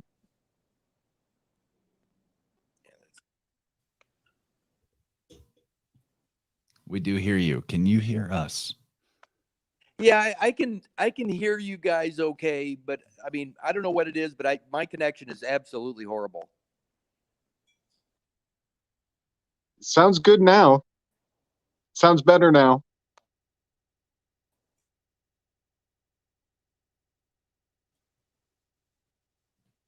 Yeah, you sound good, but maybe we still have a big delay. Yeah. Hey, what's up, Rose? Rose in the house. Good to see you. And I see Dylan in there. Lots of, what's cool is we're not even losing people with all the tech delays. People are still here. Yeah, I think that there's a big weave on the letter psi, the tertium quid, the three prongs, the trident. There's Yes. probably way more with that.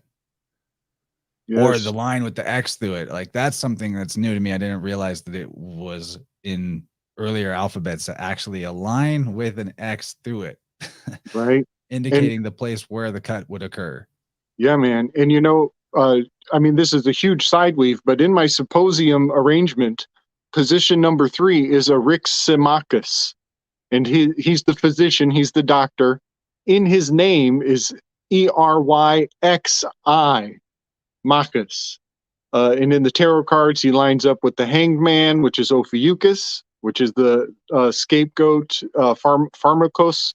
And he also lines up with the Empress card, who is in Pisces. So there's so much Jesus in that physician position of number 3. And in the planetary correspondences, that is Neptune, who holds the trident. It's like so consistent symbolically throughout. It really blows my mind. And that's King Charles, by the way. King Charles, his cipher, his official cipher, is claiming the Neptunian dominion with that. All the psi ops are going to be under his flag. But I ain't buying it. It's bullshit. I call bluff. Bros, I'm shooting you the link if you want to try that. You want to try daisy chaining Kurt into the call. That's cool. I sent you the link. But you know what? Another funny thing about this whole question, though, is that with the psi letter, and you know what we're discussing here with the cut and what it makes you like not a, you know, you become a fiction, not a man, right? And the whole sexual social hierarchy thing, the sigma is, you know, an Urban Dictionary definition maybe, but like a sigma is a highly independent and successful and driven male, like, you know, basically independent, self-reliant type of person. And this psi letter, Claudius brought 3 letters to the Latin alphabet, Emperor Claudius. And one of them was their version of the psi, but they called it the anti-sigma. Whoa. Which is interesting. I know back then they weren't using sigma to mean what I'm talking about, but the anti-sigma is what they called it. And it was just an improvement on the alphabet because it allowed them to write the sound for PS without needing to put those 2 letters together, right? Yeah, that is interesting. In anti, it means away from, but it also means before. So it's like the before sigma. That's fascinating. What were the other number? 2? What other 2 symbols did he bring? Do you remember? I can look it up. Claudio. Emperor Claudius. So I always talk about how the word order has so many definitions. There's like 16, maybe more, depending on, oh shoot, I see 18 here. You know, but it has the 9 heavenly realms. It includes secret fraternal orders, secret societies. But for some reason, they actually list columns, different styles of columns. And they have like the Ionic, the Doric, and the Corinthian. And then they add in like late arrivals, the Tuscan, and the stylobate, Stylobat. But I just think that's fascinating because it's I think it also relates to the umbilical cord. This idea of a column and in the cable, and also what Kurt also often refers to as the what is it? The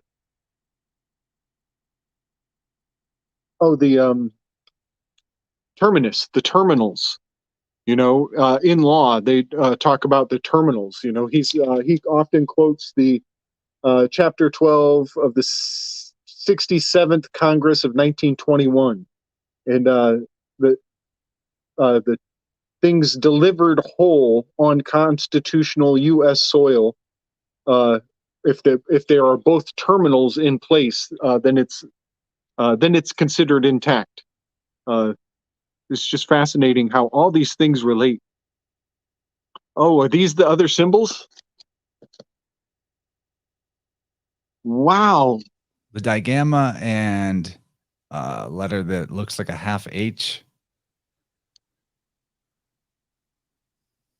Wow. Those are crazy wild looking. Right? The antisigma is an interesting symbol. You know, the two terminal ends, right? Yeah, that's it. Yeah. That's it. That's it. Terminal ends. Thank you, Carrie. Big love, Carrie. So the antisigma is the double C's back to back there. Yeah, that's right. That's the Pisces symbol Oh, without a line. and it's psi, and it's their Yeah. version of psi. But it also would apparently they would use it for BS or PS. And man, I've been learning to speak modern Greek, right?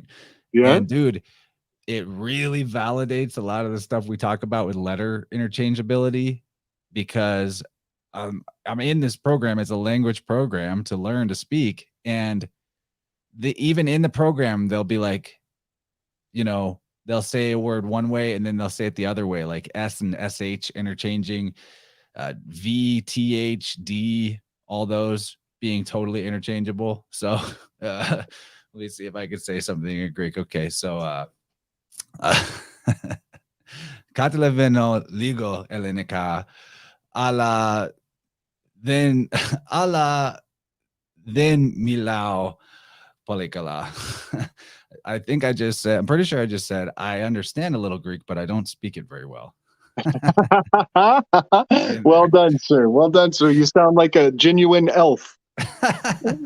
It's fun language. It's like very rhythmic, but Yes. totally, you know, in a word like they'll say their version of goodbye. One way to say it is adios, shush. But then, like, so you hear at the end the shush, like SH and then SH. But then you'll hear the same guy saying it later, and it'll be like adios. So like S and SH totally interchanging willy-nilly, and the same is going on with TH, D, and V, I'm noticing. And B and P are really hard to distinguish with that language.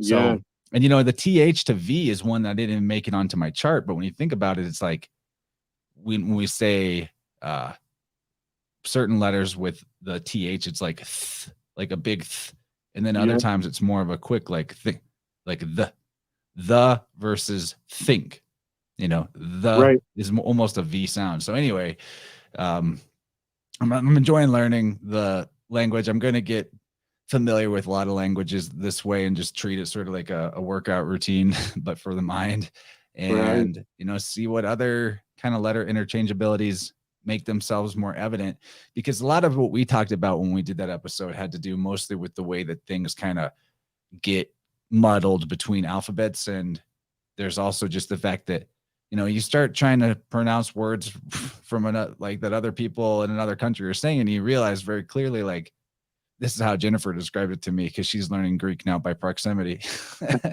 Like some languages, they might have like a more guttural and it's in the bottom of the throat type of jam. But like with Greek, what I'm noticing is all the energy is like in the front of the mouth, like on the lips, on the all that. You know, sometimes just to pronounce, like to say I would like is fratello. And just to say that, I got to have like my tongue practically hanging out of my mouth. Fratello. It's all the way out there just to do it. So anyway, having fun with that. That's cool, man. It's so priceless to like really engage in the mechanics of the anatomy of language. I took a course in college where we actually learned like voiced bilabial stops and breathless bilabial stops, and like each one of those categories are actually working your way through the mouth, and you have to actually describe the shape of the throat, the shape of the tongue, the shape of the lips, and there's a whole system to that. But it's so fascinating to like and then to engage that in all these funky languages. They really bring it to the forefront. It makes it deliberate, and the more deliberate it is, the more capable you are of describing those differences like you just did. That's crucial. Hello, Rose. Welcome. Rose. All right. I have Kurt here on the phone. Awesome. Thank God for Rose. Rose, you angel. I love you, Rose. Thank you so much. You're welcome. All right. I'm going to be quiet now so Kurt can talk. Just pretend it's Kurt, not me. I mean, it is Kurt, but just pretend I'm not here. Well, I'm glad you're here too, though. I'm glad both of you are here. Big time. Big time. That's an impossibility, Rose. Come on.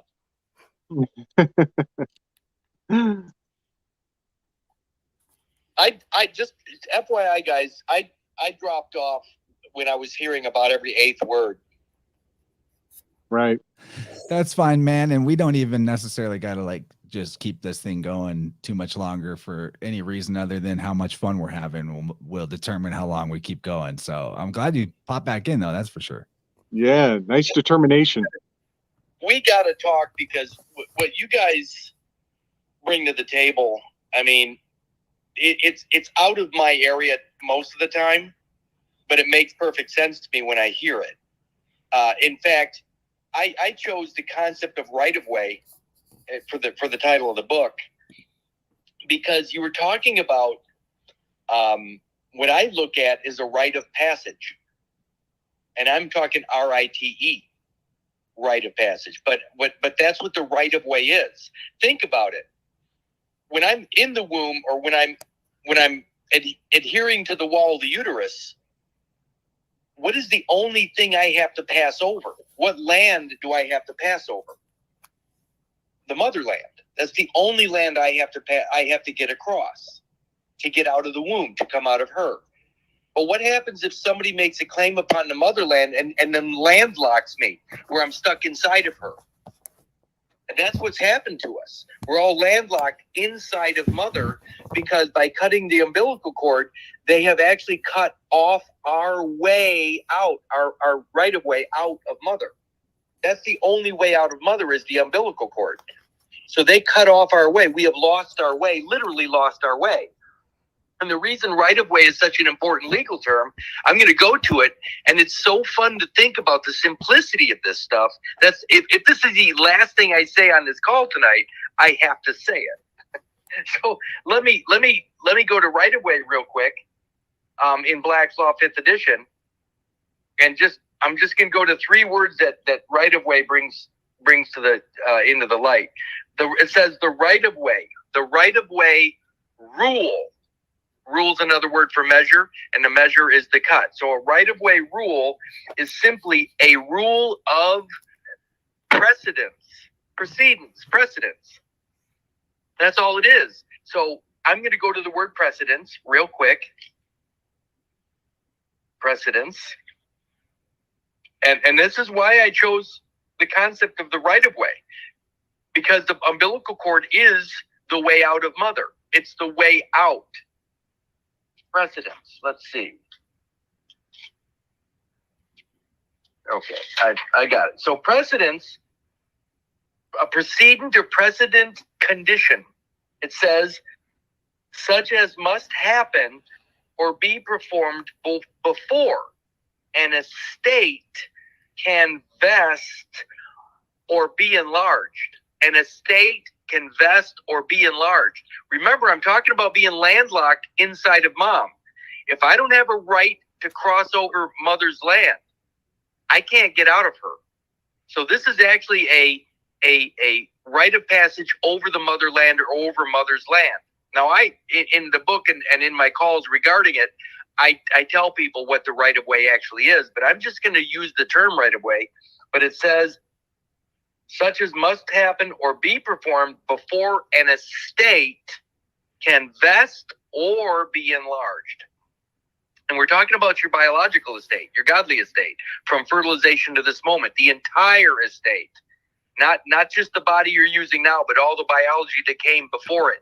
All the biology that came before it. Precedence. So now I'm going to go to the word enlarged. And this is where it gets fun. Because think about it. All the time in the womb, plus all the time out of the womb, is the entire estate. But if they cut off the time in the womb from the time out of the womb, you have 2 different times time frames. Outside the womb is New Testament. Inside the womb is Old Testament. When you put Old and New Testament together, you got the entire Word of God, also known as white, the color white, W-I or W-H-I-T-E. That's the white man, the entire man. What's really weird about this is that in order for me to enlarge my estate from the cut material, I have to add the indigenous person on the land. Or if I'm acting through the indigenous person on the land, the only way I can enlarge my estate is to add the time in the womb. When you add the time in the womb plus the time out of the womb, that is the largest, that's the entirety of your estate. So to enlarge your estate means this. I'm going to go to the word enlarge. And this is where it gets interesting. Enlarge, to make larger, to increase, to extend a time limit, to grant further time. Think about it. When they cut the umbilical cord, do you go beyond the cut? No. So that means only the time in the womb is considered, or only the time outside the womb is considered. You have to put all of it together. You have to put Humpty Dumpty back together in order to have the entirety, your inheritance. Let's listen to the definition of enlarge again. To make larger, to increase, to extend the time limit, to grant further time, and here it is. Also, to set at liberty one who has been imprisoned or in custody. There it is. You can't come out of her, you can't come out of mother unless you enlarge the estate to include all the time outside of the womb. You have to enlarge that, and you do it through a right-of-way. Hence the name of the book. Right-of-way is actually explaining all of that in a narrative, in a conversation that I had with my friend Linda. That's what that book is about. It's explaining how you come out of mother, how you lay claim to the entirety of your existence, and now you can own everything. You don't have to use any fucking trust. You don't have to use any agency. You don't have to use any administrative process. You own everything. And since all rights are associated with property, and no dead man can own anything, the only way you can actually own your property is to be considered living from the beginning. Now you're the owner. You don't need any trust. You don't need to use a trust. You don't need to use a fictional character. You don't have to even identify with the decedent estate. I'm telling you right now, this shit is easy. Sorry. I'm just excited to talk again. Yeah, I'm glad to have you back, man. Enlarge, dude. I never thought about all the meaning encased in that. You know, one of the definitions of enlarge is to extend in discourse, to diffuse in eloquence, as in like to spread out in all directions, to expand with words. Isn't that what we do, though? We expand in all directions from the beginning. The zygote expands in all directions. There is no forward or backward. There is no beginning or end for the zygote unless you actually are considering the point at the center, like a circumpunct, but in 3 dimensions. Right. Yes. 3D, man. I love it. Well, but if you're considering, and by the way, this, no offense to anybody, but see, I know what they're doing with the concept of flat earth, because if you go to the etymology of the word placenta, it'll say flat cake, flat soil, flat. It's basically flat earth. With the baby or the fetus removed from the placenta, it's flat. It's considered flat, which is also known as the flat cake, and that's what placenta actually means.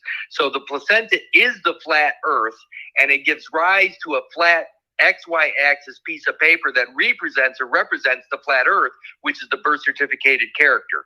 That also is an XY flat earth character. So they're getting people to lay claim to a flat earth because by using that term, or by saying, God damn it, Kurt, the earth is flat. Yes, it's a psyop for people to admit to the 2-dimensional realm.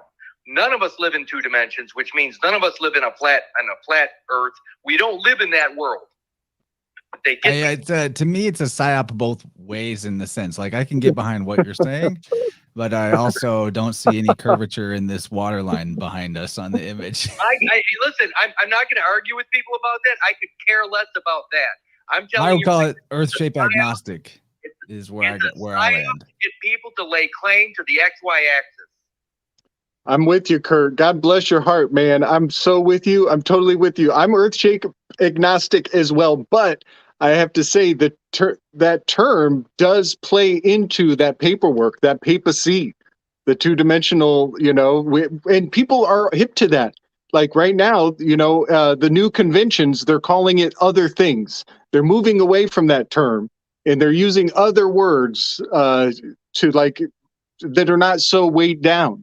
We start using these words, and they start they have a strange effect over time. It's like if you say the word placenta for 20 minutes, it starts to sound weird in your own ears.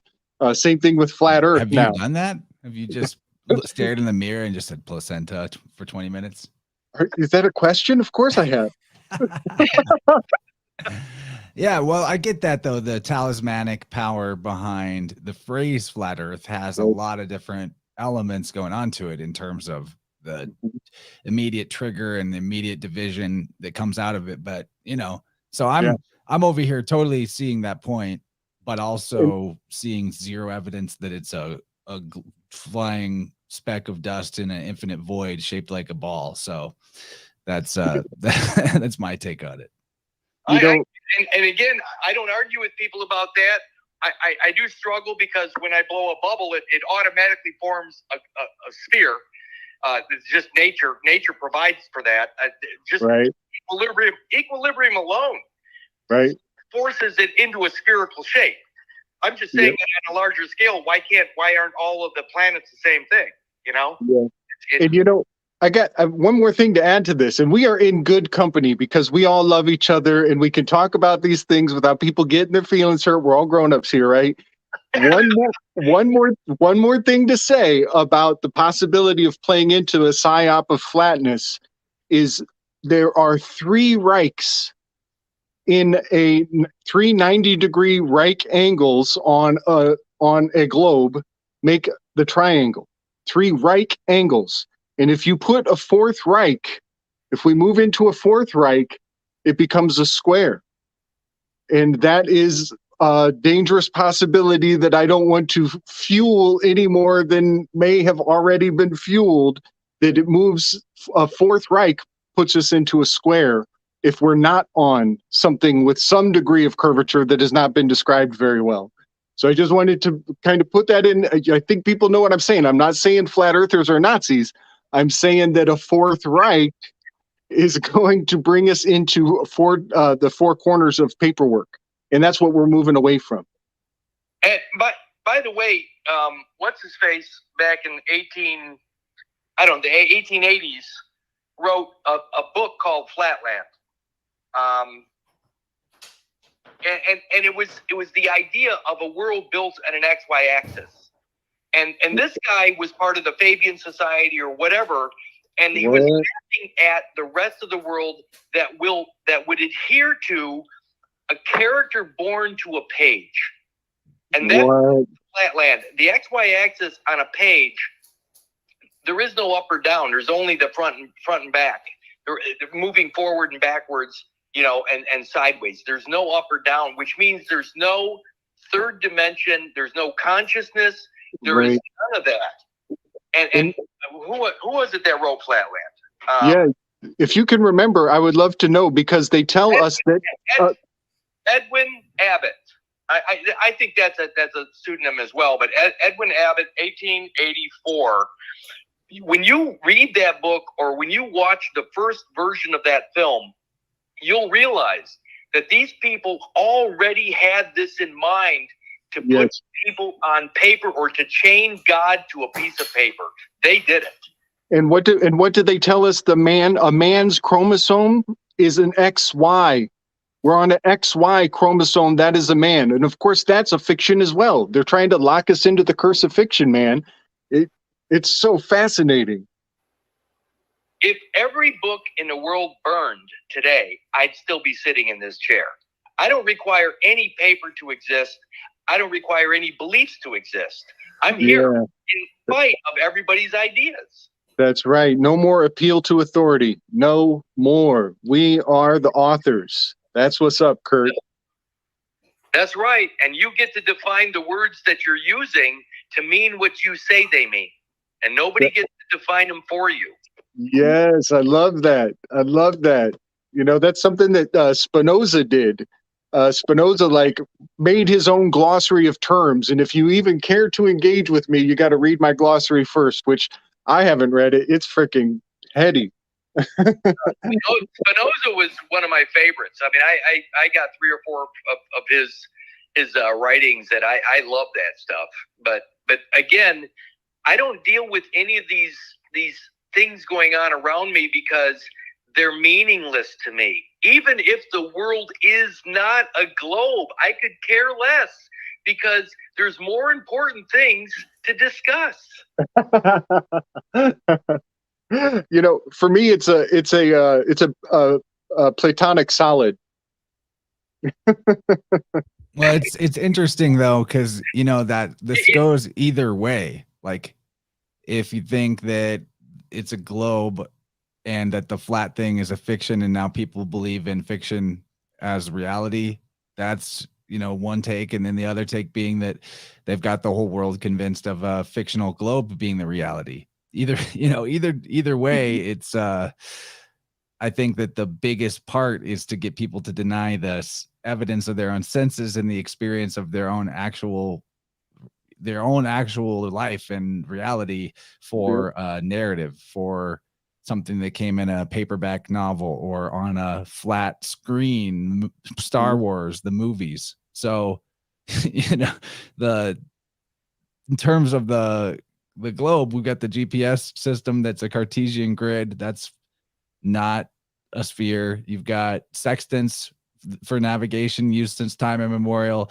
requiring a right angle for the trigonometry to work to calculate distances, meaning a plane. And so I do get though I'm not trying to harp on this point, but I do get the mind spell behind saying flat earth as if it's two-dimensional, because either cosmology, there's no flatness, there's elevation, there's thickness, there's the 3 dimensions of length, width, height, no matter what. And that book you referenced, Flatlanders, is a really good example of where the science fiction started becoming transplanted into people's worldview as if it was the reality, and even using terms like dimension outside the scope of what they actually meant, which are measurable things that are attached to each other. You know, the 3 dimensions, the only actual dimensions that are dimensions, length, width, or height, exist always in connection to one another and are as self-evident in everything in the reality. But then we start coming up with this idea of dimensions beyond that and higher dimensions, and that's where the aliens are. And they use this Flatlander book as the example, like, oh, well, we're like the guy who's on a piece of paper and he doesn't know there's another higher dimension beyond the piece of paper. Yet there's zero evidence in this reality that claim is being made from. You know, it's all mental gymnastics and science fiction masquerading as some kind of physics, right? And that's the big issue overall, is fiction masquerading as cosmology all over. Well, and this again, because I only deal with definitions, and that's the only way I can think. I mean, if I finally get past all this and I start looking at the flat Earth situation, I'll probably be the same way that I am with the flat Earth, and I'm either going to say it's all fucking bullshit, or I'm going to say, yes, I agree with it. It's going to be either or. It's not going to be this middle ground nonsense. But and I probably would find out all the way down, like I did with that. What my point is that I understand that the manipulation is so giant. I mean, when I hear the word climate change, when I hear the Pope talking about climate change, the word climate, I know nobody knows what that means. I already know that. So when I go to the definition of climate, and they're talking about climate change, and they're trying to deal with this climate change, I know what it means. If I ask you guys what you think climate change means, I'm going to do it right now. Screw it. Tell me what you think when they're talking about climate change. What is the climate that's changing? I think the mutability of information has become more and more nebulous to the extent that they can change definitions any day they choose to. I'll throw out there that in a more archaic usage, climate could be a verb referring to where you dwell or your place of residency, the region you reside in. So maybe climate change has to do with change in status of residency going on. I don't know. I'm going to tell you what I think it is. I think climate change, and I'm using definition number 3 at Merriam-Webster. It says the prevailing influence or environmental conditions characterizing a group or period. The climate is the prevailing influence, the mindset of the masses. The zeitgeist. Yes, that's what's changing, and they can't handle that. They can't control this change or this awakening. That's the climate that they're trying to get a grip on. And I'm saying that the awakened man, or you know what I mean? That's going to be an impossibility for them. They're not going to be able to get past reality, which is the only reason I only talk the way I talk. I'm not interested in any ideas at all. Zero ideas. I don't care about any ideas. What I do know to be true is from fertilization to last breath, I am. That's it. Don't care about anything else. And so all of the stories, all of the ideas that I'm bombarded with on a daily basis, I could give a rat's ass because it's not important. I have to exist first before any of that shit amounts to anything. And right now, nobody exists on paper. Nobody does. Not a single one of us exists on paper. So they're dealing with all of our property in trust because we have chosen a fictitious capital G Genesis narrative over a small g Genesis reality. I love it. I love it. I could care less about the rest. I won't argue. I don't really care enough to even argue about any of that shit. I don't care. It's not even important to me. Yep. Nope. So, Kurt, have you read Paradise Lost? Yes. Excellent. Giant library. Yes, that's great. So I went over it a few months back, and I was absolutely flabbergasted. You came to mind instantly when I read about the battle in heaven before Lucifer and the angels fell through the fall. 9 days of falling, 9 days of laying about. But while they were still up there, Lucifer turned to the angels and said, "Do you remember your moment of creation?" And that was what put doubt in the minds of the other angels to spark off the revolution so that they would rebel. Do you remember that part of the book? Yes, and that's where I realized literally what heaven was. Right now, the three of us are on a phone call. By the way, I'm gonna give you kind of a fictitious location based upon the only words I have available. I'm sitting in a chair, located in a fictional town called Rockford, Illinois, or a fictional town in state Rockford, Illinois, which is just 13 or 15 miles south of the fictional Wisconsin border. So I'm sitting right here, but I'm talking to you two guys. Where are you located? Tell me where you're located physically. Here and now. No, I want to physically. I want to give me someplace that on a map I can find you. On a map, I'm in Southwest Missouri. Okay, Southwest Missouri. Yep, Northern Indiana. Okay, so we're in 3 different physical locations, correct? Yes. So if we're in 3 different locations, how So can he's we? like, is it a trick question with Kurt? I know. It's going to seem like it, but it's not. And in fact, it's such a beautiful thing to understand that right now we're in 3 physical different locations. And if I say, well, how are we communicating? You're going to say by telephone, but that's not true. The telephone is the medium through which we can hear each other. But where are we actually communicating? We're communicating in heaven, the mind. Yes. That's where we're meeting. We're meeting in heaven right now. So if we fall from heaven, it's because we're not meeting. And that's what's happening is all of us have fallen out of heaven because we've lost consciousness, the ability to actually meet up where it all makes sense. Fictitious narratives are bullshit. That's not heaven. It's probably more like hell. But the only place we can meet is in heaven or in consciousness. When we lack consciousness, we can't meet. Physically, if we all got together when we're standing in the middle of my living room right now and we group hugged, we would still be separated. The only place we can actually meet is in consciousness or heaven. So when we fall from heaven, we're falling from consciousness. That's what's happened. Wow. It's interesting too, because we're meeting in our heavens through the medium of technology. And technology, if you look up that definition from the old dictionary before it was applied to consumer electronics and computers and iPhones, it means language. Technology meant like terms of art was literally what it referred to, or technical jargon related to a skill or a trade kept secret by a guild.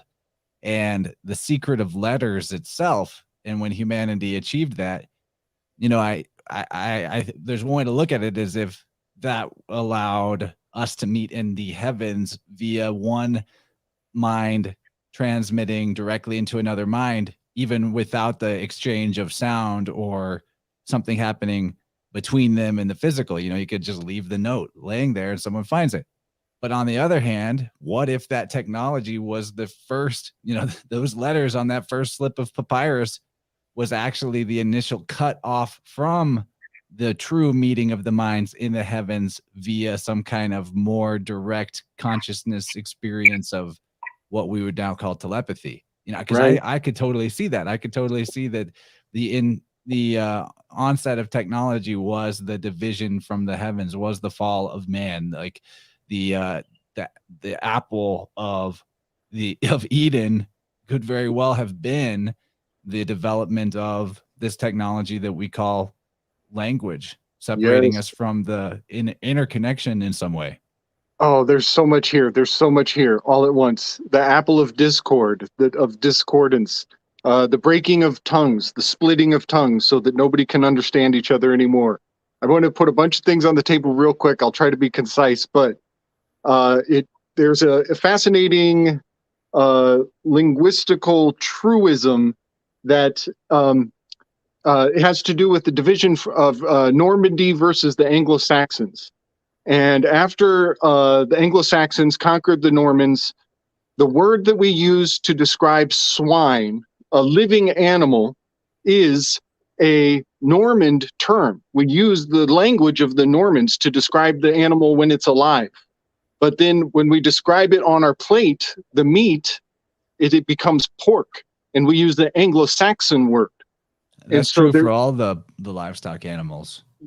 So there's this strange cow and beef, Yes. So we use one language for when it's alive and another language for when it's dead.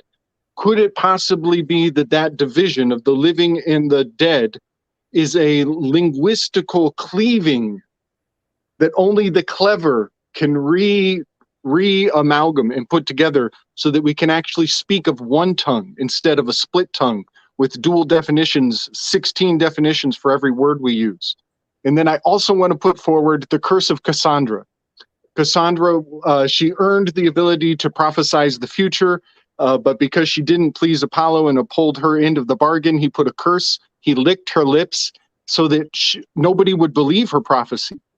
And I believe that there's actually language that can do that we lose the ability to believe one another because every word we say has 16, 17 different definitions until we're in this multiverse of potentialities when we speak.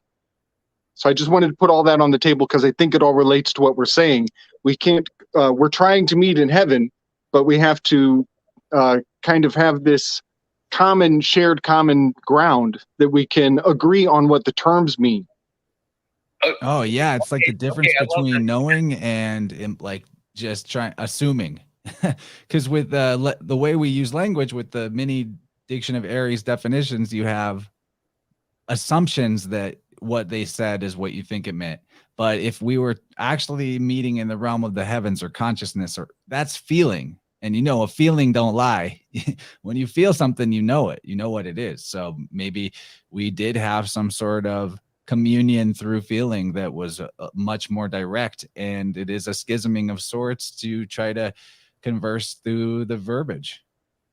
But the concept of the meeting of the minds, and when I say that we're meeting in heaven, a meeting of the minds is also an agreement. So we're already agreeing on the ideas or the terms if we're in heaven together, because it's only the discord which would separate us within that realm. We wouldn't actually be able to meet there if there was discord. Now, what's weird about all of this is that right now I'm using this device, and thank you, Rose, for making this work. Thank you, Rose. What? Yeah. Well, she's the one that interfaced me with you guys again.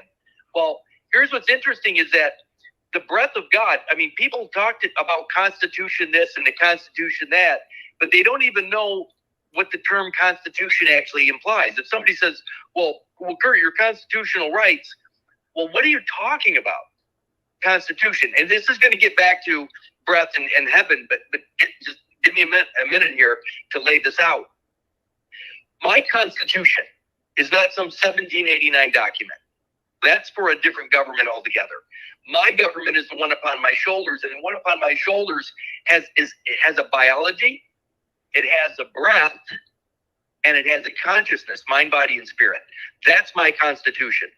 So I have no interest in some government born or created through a paper constitution in 1789. That's not my government.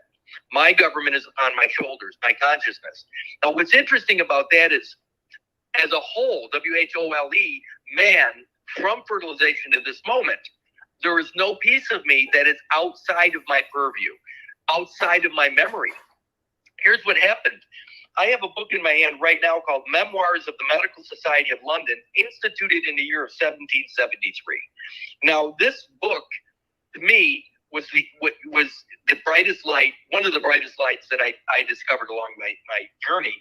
There is, and by the way, you use the word letters. I'm telling you right now, I keep harping on that R period, Kurtis R period, Kallenbach.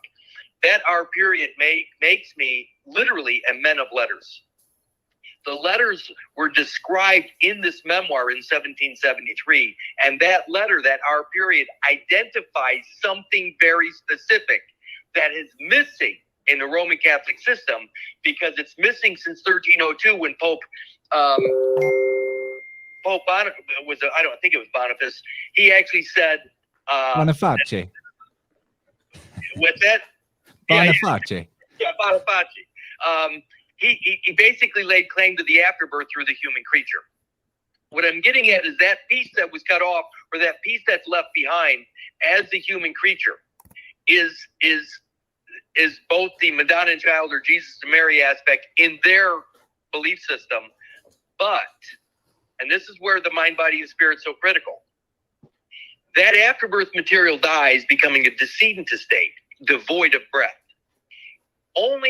I can only speak because I have the breath within me, and that breath crosses or passes through a biological vocal cord that I'm controlling to allow for sounds to be expressed that are then interpreted by both of you guys from the same position or the same meaning as I'm intending. Unless you just completely take everything I say out of context, we're actually understanding each other through the breath. passing over my vocal cords that I'm controlling. I am the Lord Master over this biology. So the breath of God is actually being spoken and heard through your ears and interpreted through your minds and brains. But again, it's through a constitution of mind, body, and spirit where we can actually meet in heaven. Here's what's important about this book.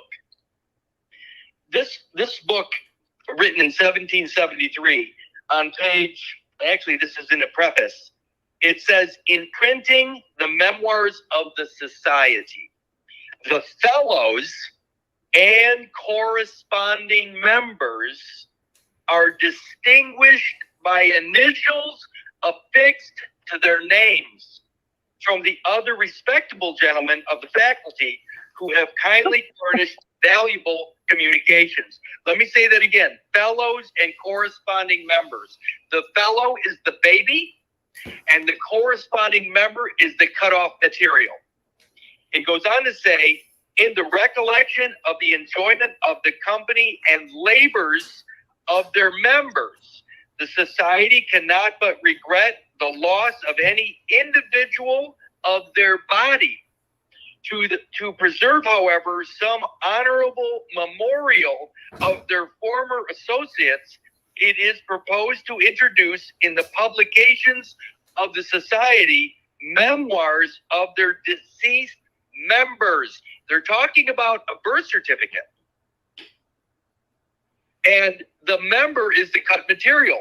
They're saying that the fellow, the baby, and the corresponding member, the afterbirth, are one.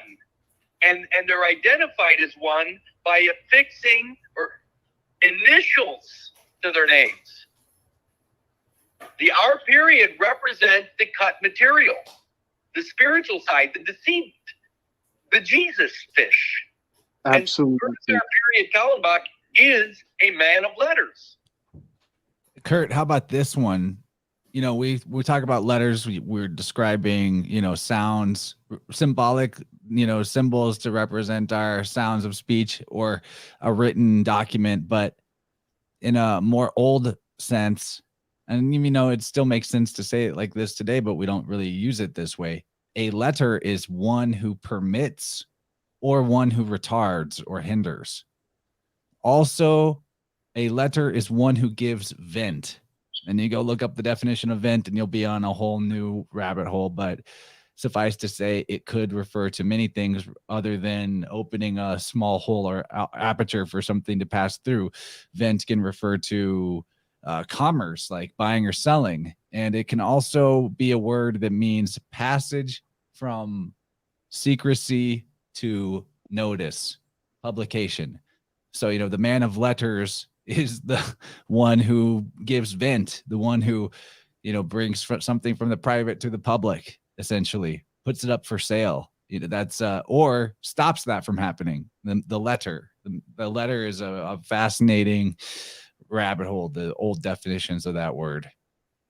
Oh, yeah. People, guys, you could just learn so much just by reading old dictionaries and jumping from word to word. That's a valid research path for sure. Which is what basically I've done for 14 years. And what's interesting about this is it still doesn't matter.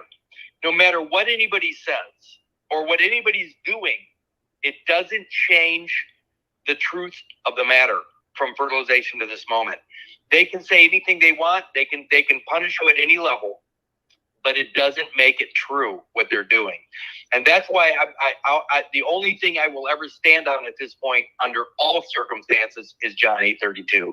And ye shall know the truth, and the truth shall make you free, because it already is true. Everybody that feels like they're being subjected to some nonsense, it's their own nonsense they're being subjected to. We're not in any matrix. The matrix means mother, and we're all out of mother already. But if we keep claiming the material that's adhering to mother, that is still attached to mother, which is the afterbirth material, that birth certificated material is still in mother on paper. So again, to come out of her is all we have to do. And the only thing we have to do to come out of her is to recognize the evolutionary process from fertilization to this moment. And we're done. Their entire system collapses when people understand all present and accounted for from fertilization to last breath. It doesn't even matter what's going on. But everybody wants to celebrate that literally goddamn birthday. Well said, sir. Well said. Kurt, I want to throw something at you while I'm blessed by your presence. I just want to ask you, I know we don't give medical advice here, but I want to ask, what are your thoughts on the concept of placentaphagy and the mother eating the placenta? Has that come into your research very much? Here, let me say it in a way that, well, it's hard for me not to be offensive. I think that humans, as we would perceive each other, or Homo sapiens, whatever you want to call. I'm just going to say, for the lack of the inability to get this across, humans never ate the placenta. Never. That's bullshit. And they're laughing at us because they're getting people to believe that man ate the placenta. Other animals do. Man never did. In fact, what's really weird about the whole biblical concept, the Jesus concept, where did the baby, I mean, according to the Christmas songs and what have you, where did they place the baby Jesus? What did he sleep in his first night? In the basement of the inn or whatever. Where did they place baby Jesus? They swaddled him and put him in the crib. They put him in a what? They a put him in a manger. A manger? What is a manger? It's a feed trough for animals. Look up the definition of manger, and it's a trough. It's a food trough for animals, feeding farm animals. Well, why would they put baby Jesus in a food trough? Because he's the afterbirth. Holy shiza Manelli. I'm telling you, that people don't realize is that when they're saying they put baby Jesus in a manger, it's because the Jesus character is the second coming afterbirth, second coming after the baby. That's the afterbirth. They put the afterbirth in a manger for the animal to feed off of. Okay, just a quick footnote. There is the crib is in the crab. It's literally in Cancer. There's a crib, small constellation inside. That is blowing my mind because Cancer is the keystone. See the answer. It's the jewel of the eye. That is really something, Kurt. So the placenta fed to the animals. Yes, the Jesus fed to the animals, which they do it still to this day. They call it the body and blood. They just have it represented by a wafer and some wine. Right. They're feeding the animals. It's think about this. This is cannibalism at its highest level. Man alive. I was not ready for that answer, Kurt. I know it's actually pretty fun. This all just comes out of definitions, but maybe a little bit of attention deficit, maybe. But it is really fun, and I'm telling you right now, when you understand the Israel of 1948-49, when you understand what happened at the UN level in 1945, when you understand Chapter 12, 67th Congress in 1921, when you understand all these things, they're all talking about the placenta. All of them. They're always talking about that fetal maternal organ that everybody's fighting over. That's the war. And the moment you back to the future this and get in front of the cut, so there is no cut. When there is no cut, there is no war. There's no war between church and state over God. And that's what they're doing. They're fighting over God. They're fighting over the Father. By the way, I mean, again, I and my Father are one. People don't understand. I mean, in the Bible, that's what it says. Well, guess what?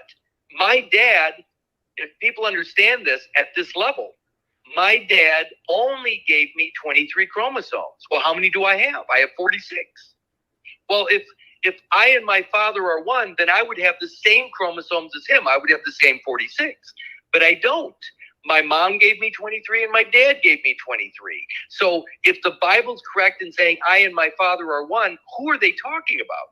They're talking about the zygote. See, I'm the offspring of the zygote. The zygote, the single cell zygote, has 46 chromosomes, the exact same chromosomes as me. And by the way, the zygote then subdivides, and remember, this is the ark. This is the ark. This is the archive. This is the DNA archive, the covenant between you and all your ancestors. That zygote is the ark. And inside the ark, the embryo, the fetus, and the baby is Noah. 100%. The boat carrying you is the ark, and you are Noah. And you're dealing with this flood, and everything dies. And all that's left is you. The boat carries you all the way to the land, and here you are. It deposits you on the land, and everything starts over. Here's the deal. The zygote is the father of the embryo. The offspring of the zygote, just like the oak tree is the offspring of the acorn, I am the offspring of the zygote. The zygote is my father. I and my father are one. We have the same 46 chromosomes, and I'm the offspring of the zygote.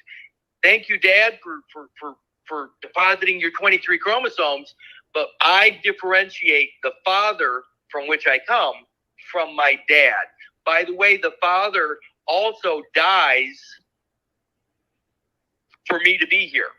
That extra embryonic material, all that zygotic material is sacrificed at the port of entry. It dies. It becomes the heavenly Father. And then here I am, deposited on the planet, on Earth. So I and my Father are one because the baby and the zygote, its origin, are one and the same. My 46 chromosomes and the zygote's 46 chromosomes are identical. My dad only gave me 23. So I definitely differentiate my dad from my father, which is the zygote. Dang. It's giving me a lot to think of, man, especially the placentophagy. I'm going to do some more digging into that, but you might be right that there's not really any record of its existence in terms of human placentophagy in historic human civilizations. It is extremely rare. And the cannibalism element of it does kind of fit the bill of the vampire predator class of the legal sorcery priestcraft. That's interesting. Yeah, I mean, where I was at before this moment, I was thinking a lot along the lines of like, placentophagy good. They tell you not to do it, or it's not popular. It's probably because it's actually good, but I don't know, man. There is evidence supposedly that it can help stop the hemorrhaging of a mother who's bleeding badly after a pregnancy or after delivery. That's possible. I still think whatever somebody's own intuition and inner guidance system tells them to do when they have their child, they get to be the authority of that. So, yeah, and I never really thought about the the father being sacrificed in terms of having two dads. That is in all the mythoses, the heavenly father and then like the human foster father. Very interesting. Yeah, again, it's not real hard when you're just sticking with the simple facts. Attaching all kinds of beliefs and ideas and what have you is the problem. I know who my dad is. I had a great dad, but I also know that I'm the offspring of the zygote. My dad and his 46 chromosomes and mine are completely unique. They are different beyond different. So, but I'm identical to the zygote, and I am the offspring. Again, like the mighty oak came from that acorn. I came from that single cell. And I think this is where the miracle aspect of all this comes in. People don't understand that evolution from a single cell to the people that are on this call right now, unbelievable. That's unbelievable to consider. And yet people are going to say, Darwin, I didn't come from a monkey. Oh, I didn't say that. You got to understand the difference between what the church is trying to tell you evolution is from what evolution actually is. Evolutionary process occurs all day long, your entire life. But they're telling you that evolution only means monkey to man. Because if you agree to the evolutionary process, guess what you get? You can go all the way back to the zygote if you agree to evolution. But you can't if you don't agree with evolution. You cut yourself off from reality when you deny evolutionary process, because it is a matter of fact. So they're getting everybody to agree that only outside the womb, only this New Testament outside the womb existence, and then you have to have faith between the birth date and creation. That's where they're saying, that's where they control everything, is that faith between the birth date, the cut, and back to origin or fertilization. That's the faith part. You got to have faith. No, you don't. Not if you have knowledge.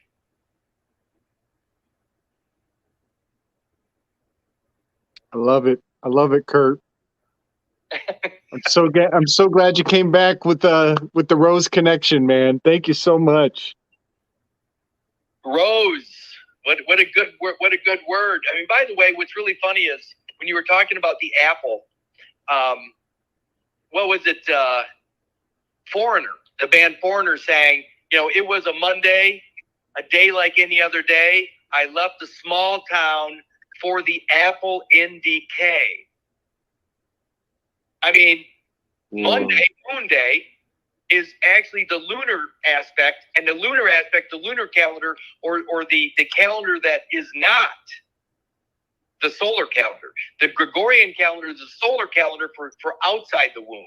The lunar calendar is for the inside the womb, and the Hebrew calendar is for both. What's interesting about that is that if you're using all these different calendars, you're breaking apart reality, and the only ones that control the whole in the womb and outside the womb is the Hebrew calendar. It's the lunar solar calendar, or solar lunar. I don't know how it's pronounced. So again, if you don't have the whole story, and this is one of the greatest finds also in the last 6 months, is the word white. Yes. W-H-I-T-E. This is the most amazing thing. When I looked up the biblical connotation of white, it said basically the word of God as a whole. That's what white is. It shows up in the Bible like 73 times, and it ultimately it says white means the word of God as a whole. Well, to me, if the Bible is the word of God, then it's the whole Bible, which is the word of God as a whole, which means Old Testament and New Testament. You can't cut it apart. You can't separate it. So you have the Old Testament plus the New Testament, which equals white. Old Testament in the womb, Old Testament's in the womb, New Testament's out of the womb. You put those two together and you got one unbroken, faultless lifetime, and that's the white man. Who's the person of color? I didn't say black man. Who is the person of color? The corporate fiction that is the decedent estate. So they have the colorable man. Right. Which is the decedent estate, the dead one, the dead man. Valentine, you're a dead man. Remember that in Trading Places? Wow, man. Wow. So he's choking the person of color after his waking up from what he thought was a bad dream. And he says, Valentine, you're a dead man. Valentine was the person of color. And the person of color is a decedent estate or the dead man, the birth certificated person. That's the person of color. It has nothing to do with melanin. It has nothing to do with coming from Africa. It has to do with the Civil War and Rome coming in and creating a vestment or a vested character, an ecclesiastical character that allows, which is basically the citizenship.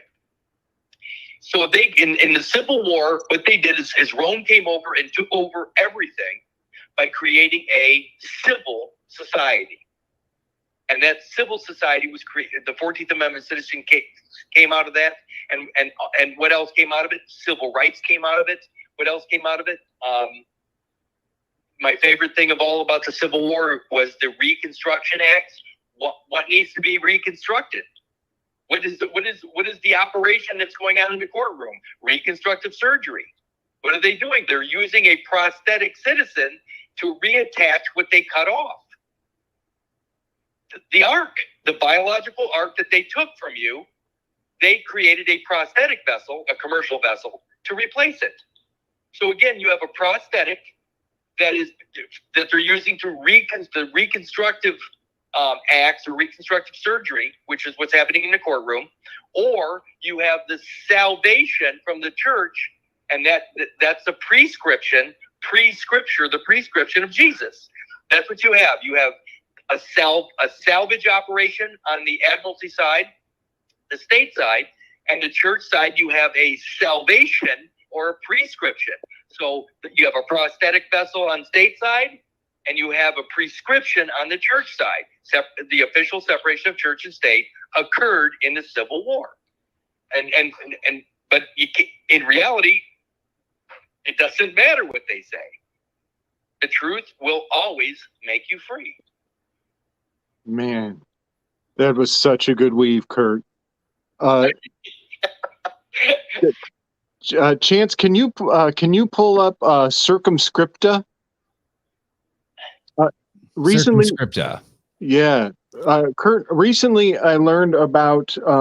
You've probably heard of when a person has a near-death experience or something traumatic, or they see a ghost. They say that a part of their body will turn white. Have you heard of that, Kurt? No, I haven't.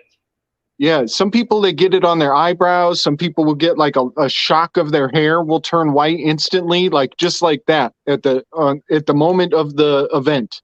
And it has a couple different names, but one of the names is circumscripta.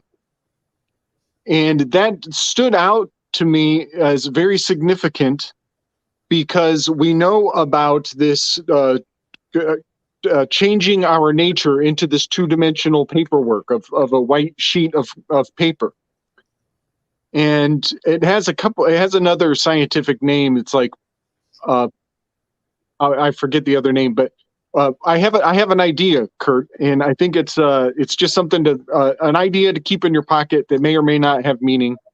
But I believe that after some cycle of electoral malarkey and bullshit, I think that there's going to be a lady president in the future, and I think it will be a very significant event. I think they're lining up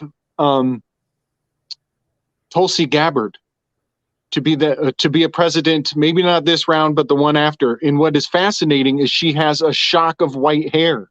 She has the circumscripta. And all of this is very meaningful to me because I have learned also that the lotus birth causes the umbilical cord to turn white. And once the umbilical cord is white, it's like the fruit is ripe. And that is the time that a lot of people will wait to cut the placenta. And that changing of it from its red color to the white color is also a form of circumscripta.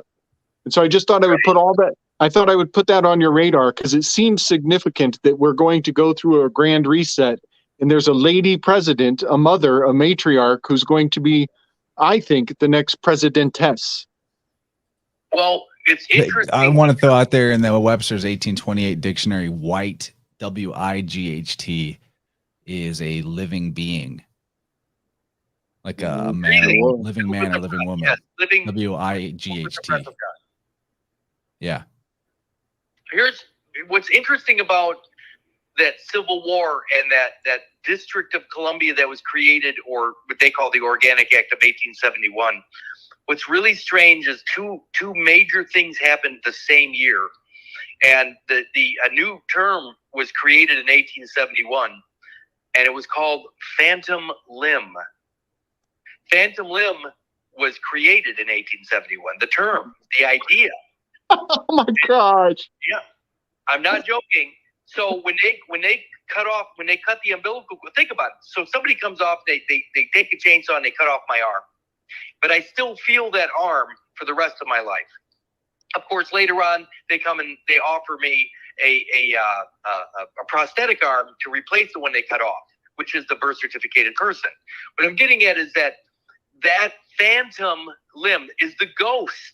We keep feeling the ghost. That piece of us that was cut off is the birth certificated ghost. And another thing happened in 1871 that is absolutely hands down related to this.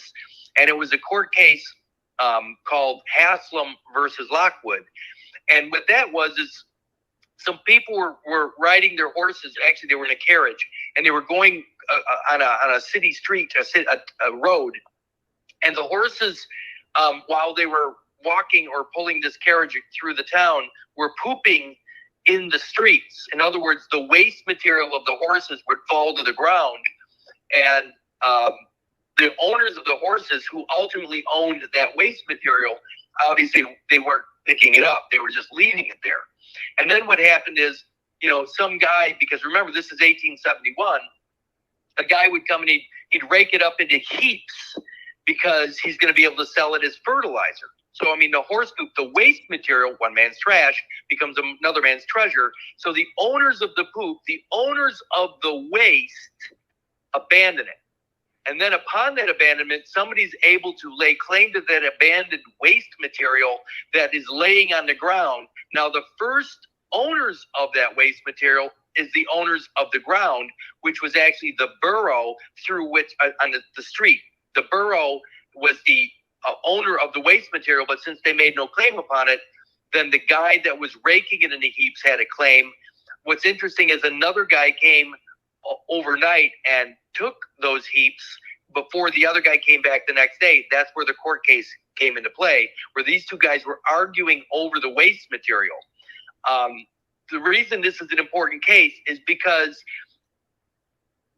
only upon the presumption of abandonment of the waste material was it made available for somebody else to take, just like the afterbirth. If the afterbirth is not abandoned, then it's always our property. So when they clamp and cut the cord and we forget about it or leave it behind, they're presuming that we have willfully abandoned this part of our life, or we have forsaken this part of our biology. So it's now able to be taken by somebody else. That's Haslam versus Lockwood. And then, of course, that same year, they come up with the term called phantom limb. And then, of course, they have the District of Columbia, which is where this material falls to the ground. So what I'm getting at is the cut. And we're talking about that same white aspect of the umbilical cord or whatever. All of this plays into the biology all the time. But when you're whole from fertilization to this moment, or when you are the only occupant ever and you have never abandoned that property because you're still using it today, then all of their arguments, all of their claims are moot. They just fall away. And that's what I'm trying to get across to people.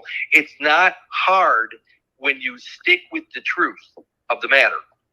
None of this is hard if you actually know the moment of creation. And one last thing I'm going to say about what I love about this kind of material is biologically, the materials that make up this biology, this 46 chromosomes, is the same material as the Earth or the stars or whatever. It's not localized, in my case, to Illinois. It's not localized to Winnebago County. So I don't get to say I'm from Illinois because my biology says I'm from everywhere.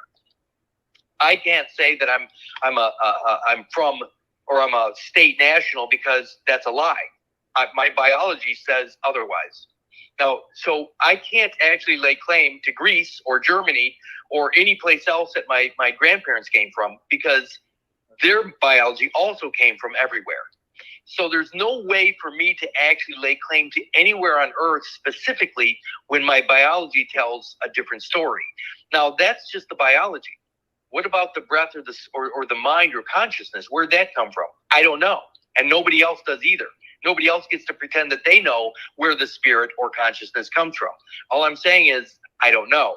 So there's no way I can lay claim to any of this nonsensical bullshit like state national, or I'm a citizen of this, or because none of it's true. I'm not from here. And if I'm not actually from here, I'm alien. I'm alien. I'm foreign to everything they're doing. I'm so far outside of their jurisdiction, but I know it at this level that there's no way that Illinois can lay claim to me. There's no way I'm part of or party to anything the United States is doing. No church, no state, nobody can make a claim upon my existence at any point. That's how simple this crap is.